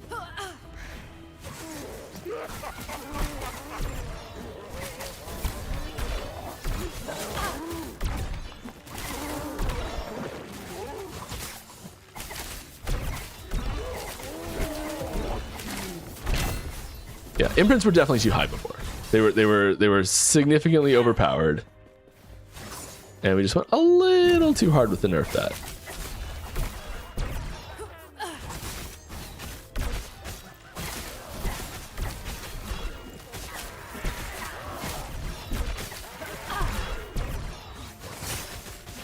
I guess I should be clear on this. Don't expect to see a patch note that's like reversed imprint nerf.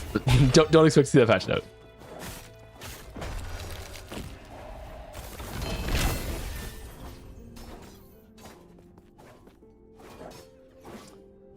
In monos, there's often a lot of enemies that put "don't stand here" circles on the ground. Yes, with enough of them at once, it becomes "don't stop moving" rather than occasionally impactful attacks to watch. Has there been any thoughts on shared cooldowns for enemies on the same of these on some of these attacks, like avalanche? Yes, we have talked about things like that. I think we've started trying to build systems where you will see mutually exclusive enemies, more so having like actually shared cooldowns for them.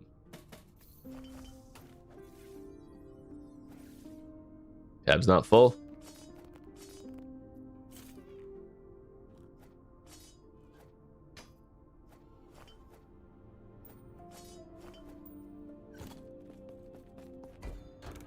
That'll be fixed. I swear I'll fix that.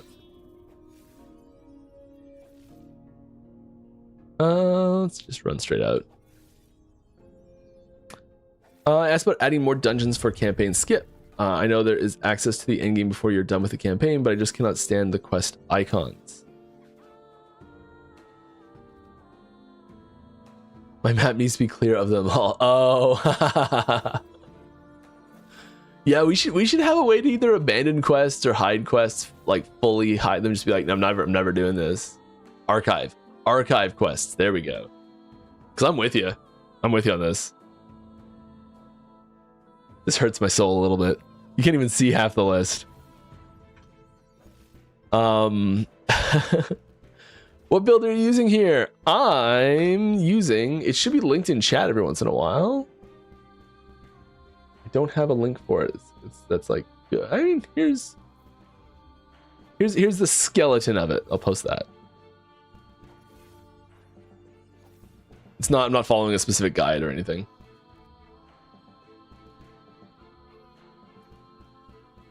And it's wrong because I've already, here's how much I'm not following it. That there's that has net specialized and I've got smoke bomb specialized. So I'm really not following it.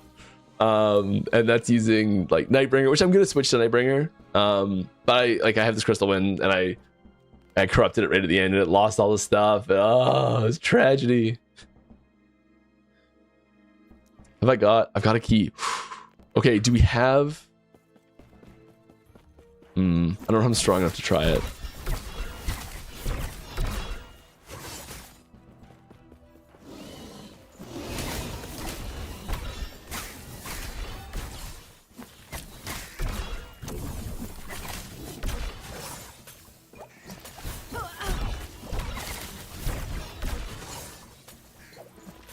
I'll get some gear progression set up for next week. We'll do some slamming and some corrupting next week. I'll make sure I've got some keys ready and some gear ready to slam and some gear ready to corrupt and everything.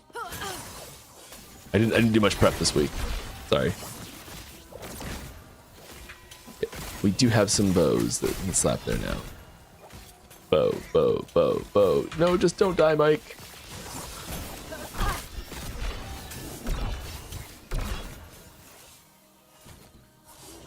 Bow.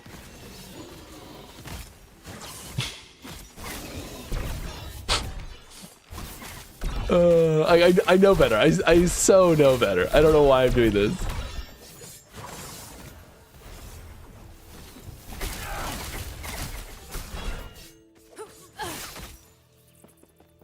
Okay. Hey, ding, there it is. What are we gonna put points into? This?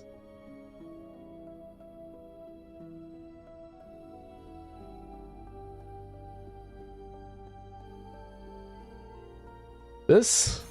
Yeah. Go straight up. Mike! Oh wow, there's a lot of questions. Okay, we're falling behind. We're running out of time and falling behind on questions. I might stop playing and just push. Bow fire damage. Dang it. Just, yeah, I'm gonna do it so I get a second affix and I can use it for re-rolling a 2LP1 later.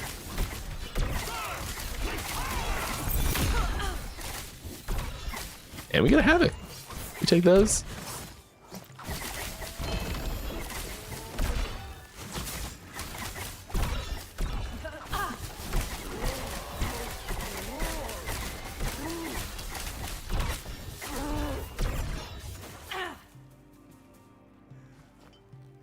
I might about the Beastmaster and Rage topic. Sorry for not responding soon. I was in a match in League. That's cool. I know Rage is just orange mana, but the Primalist has much better Rage generation than mana. Yes.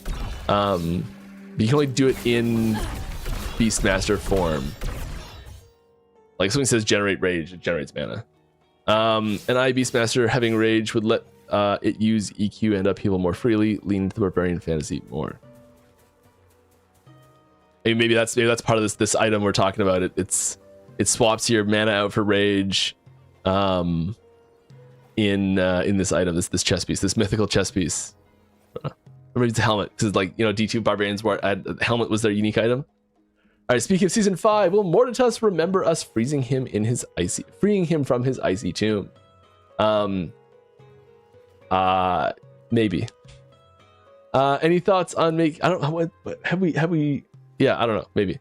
Any thoughts on making changes to the mods on individual echo modifiers? Right now they feel relatively meaningless compared to corruption effect that it hardly even noticeable to even read them. This is so funny because the extreme used to be true and we got a lot of flack for the way it was. But I do find this really interesting. Having 25% increased damage when corruption already gives about 500% more just feels irrelevant.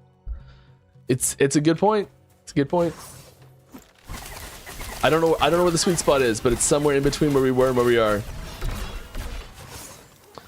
What about getting the hint? What's about getting a little hint when an imprint procced? Oh, like a pop-up or like a notification in chat? Yeah. Please go put that in the suggestion channel. I think that's a good idea. I just don't do that sort of stuff anymore, so that's not a me department anymore.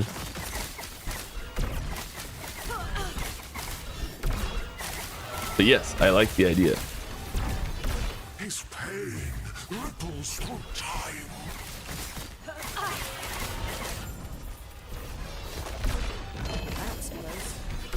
You know what? I'll write it down actually. What am I talking about?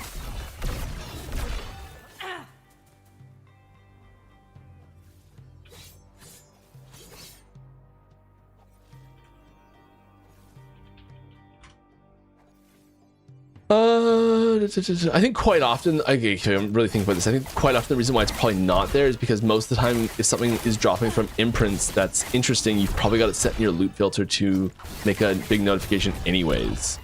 But I guess it is nice to know when the trigger happened and it didn't just drop naturally, especially if you're really strict loot filter, and only like really special versions of it drop. So you want to know when like a failed version of it triggers as well. Yeah, okay. I wrote it down. When coming up with sets, is the idea always pragmatic, such as supporting a specific subclass? No. Quite often it's just like, hey, there's this cool idea, this cool theme, and it's almost like conveying like a character that existed and wanting to like showcase what that character would have done, and then building mechanics around that and maybe giving them like personality through that. Or some amount of fan casting involved to represent popular characters from media. Oh, yeah, I wouldn't say from media. Generally, it's like characters in the universe that we're trying to bring forward. Sometimes there's nods to pop culture stuff for sure, though. I think having double exalts to be very rare is not a bad idea. The part that is frustrating is that I go through 15 before I can get them to get the 2 stats I need. Yeah. Yeah, I think that's part of it, is the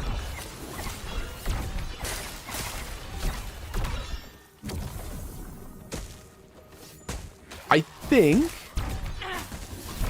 I could be wrong on this, and this is a discussion topic point, not a signposting point at all.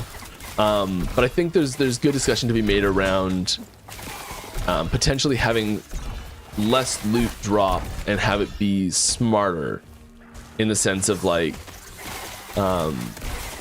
like somehow you get idols that say like more damage with a sword equipped and more damage with a bow equipped. They don't literally say those two things, but they basically are like that. And you're like, those are literally impossible to function together. You can't have both a sword and a bow equipped at the same time. There's no build where that is possibly the best option. It's just impossible. And so like having gear know that a little bit better and you know, intentionally not drop like that at all. The big reason I think we've steered away from doing things like that is because it creates a big tech debt to manage all of those incompatibilities. And at the same time, there is the potential for some niche build to come along and where characters like, or players like, I'm gonna do a character that's like a themed character that's both a bow and sword character, and it switches every once in a while, and it's like, that's the cool thing about this character is he switches between ranged and melee. And like, you take that out as a possibility and you just remove that character from even existing. Is that worth having items that flood your inventory that are worthless? I don't know.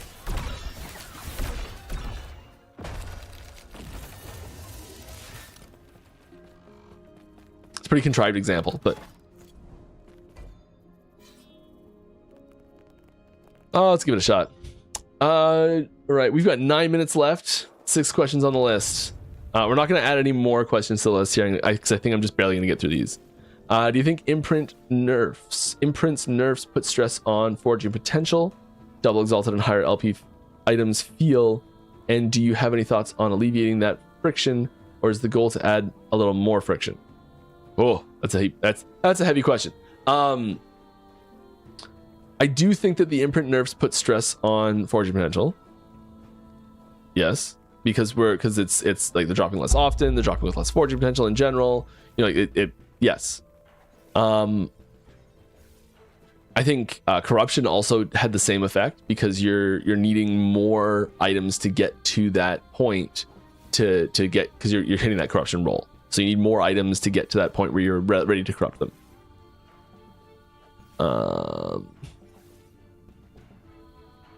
So you're going through that process for the same slot more frequently, I think.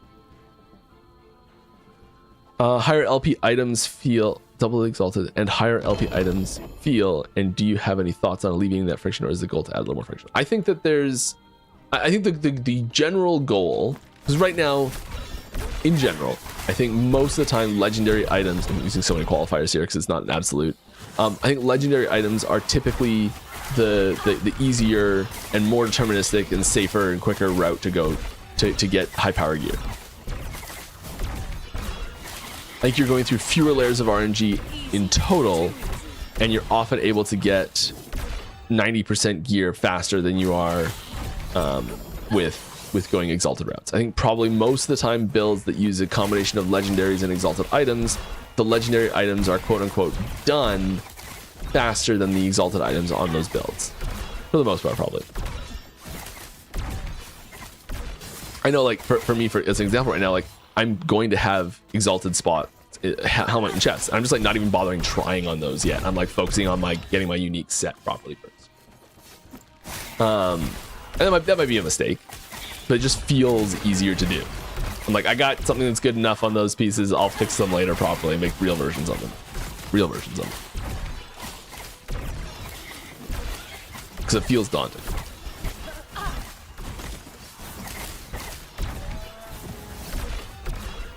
So I would like to see more options for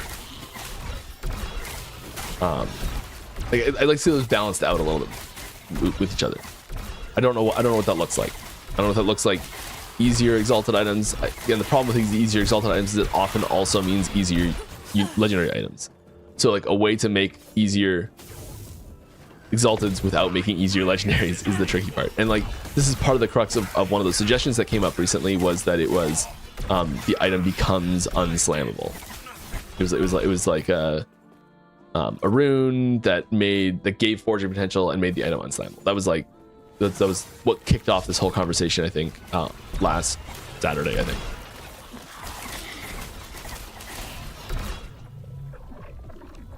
Sharpen your blades and focus your mind.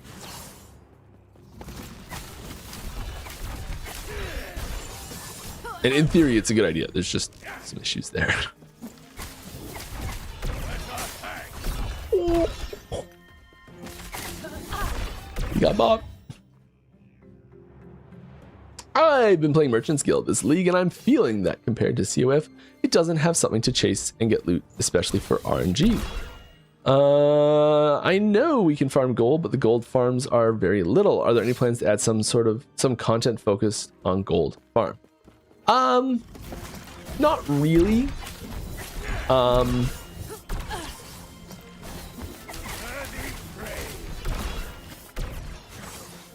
I think if there was content that, yeah. I think the problem here is that Merchant's Guild and COF share gold. I think that's the big issue right now.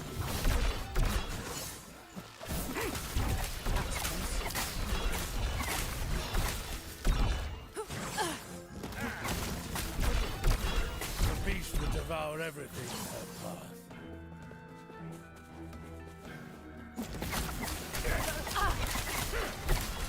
Our crit's still really good right now. Quite pleased with it.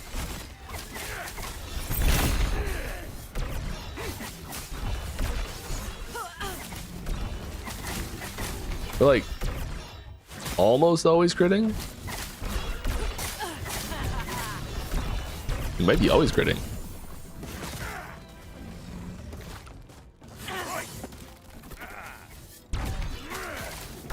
Give me those ancient bones. I want them.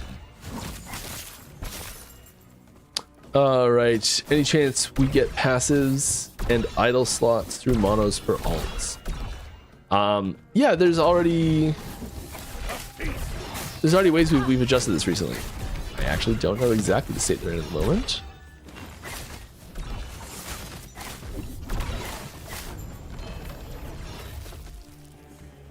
But I think that in like a perfect world, the way that you go through like monos and you go through the campaign dungeons and monos and you get to the end, kind of regardless on how you do that process, having all of those quests complete, as long as you've like gone through that process in some way, like the dungeon skips give some of them now, right?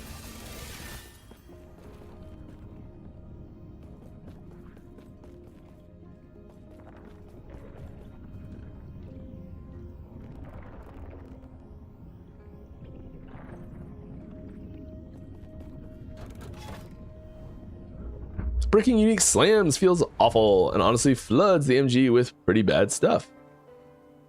Is there any chance about we could think about slamming uniques again and again, maybe a fixed number, like how idols through the Weaver work?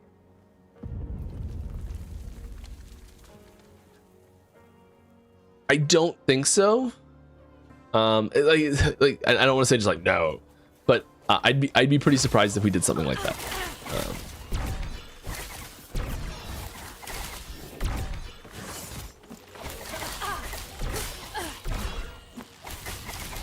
It would almost have to make the item untradeable, or else it like doesn't actually fix the problem. Really.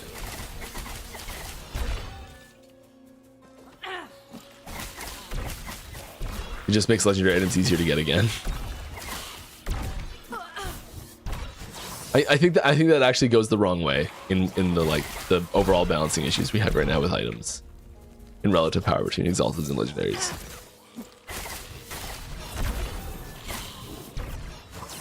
Please just remove imprints altogether. I mean, okay, so like we got 1 minute left and one more question after this. You remove imprints altogether. The job that imprints are doing is to allow players to target farm gear a little bit more clearly. Say like I want to find stuff like this. Hold up an item and say I want to find something like this. We really like having systems that take on that role. Is there a system that you'd like to see replace that? Because if we're going to remove them altogether, I think there kind of needs to be something that plays that part. Because we're basically out of time. If you do have a good answer to that, please put it in the suggestions channel on our Discord. I do check that like every day now. I used to check it less than every day. Now I check it every day. Well, every weekday. I don't really check it on weekends. It gets collected by someone else other than me though. Regularly. I don't know what the interval is.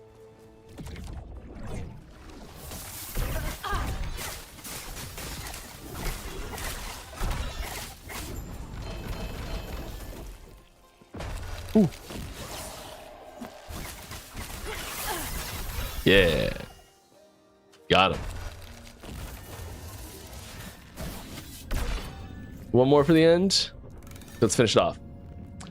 Are there any planned changes for Forge Guard coming in the near future? For example, forged weapons scale off attunement. Yes, there's only one known Forge Guard tree that gives that stat. There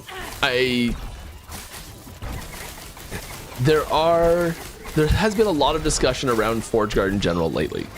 I don't think there's enough bandwidth in 1.5 to fit it as a major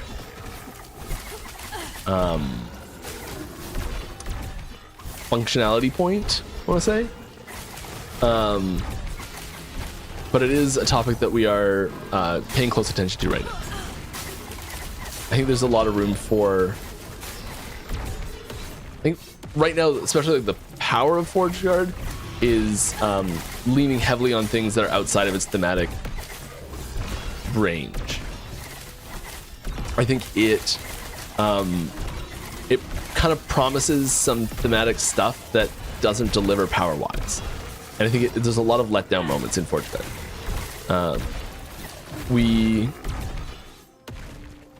I think we have an opportunity for like bigger changes that can actually have some pretty significant improvements in how it plays, how it feels, and just how much fun it is in general. But I don't think we've there's not enough time to do that in 1.5.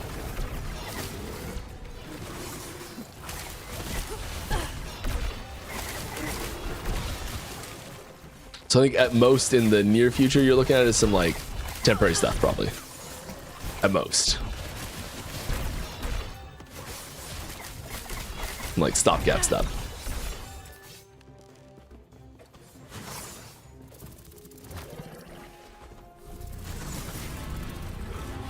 Oh, and it's the end.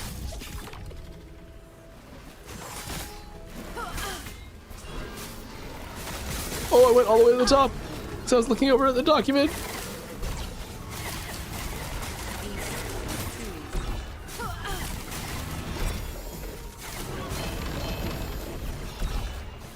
Oh, we gotta go into the dungeon? No! Stream's over. Okay, we're going over time. We're finishing this. It's happening. Back to this cave. Be ready. Here we go, we're in a rush. We're just gonna bolt through it.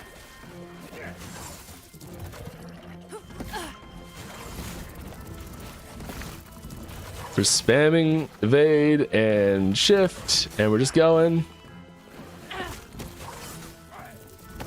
I know all the ancient bones we're missing. No.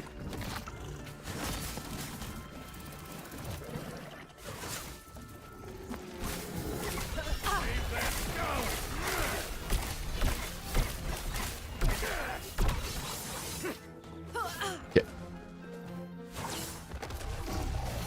Oh, there's another question there. I want to answer it.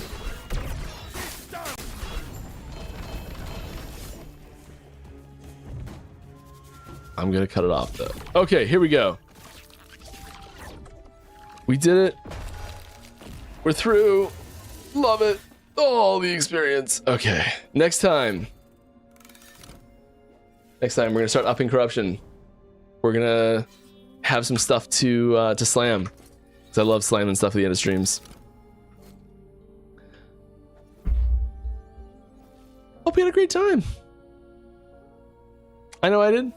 I'll be back same time, same place next week. If I didn't answer your question, I apologize. It was not intentional. We do have an Ask the Devs channel over on Discord that I'd be happy to answer it there. Yeah.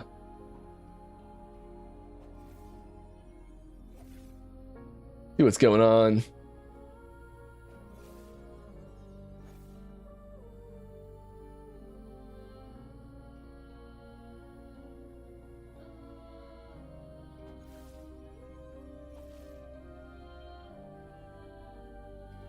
Go say hi. Let's go say hi. I don't know if this is still going or not. Is that one still going, buddy? Let's see if it is.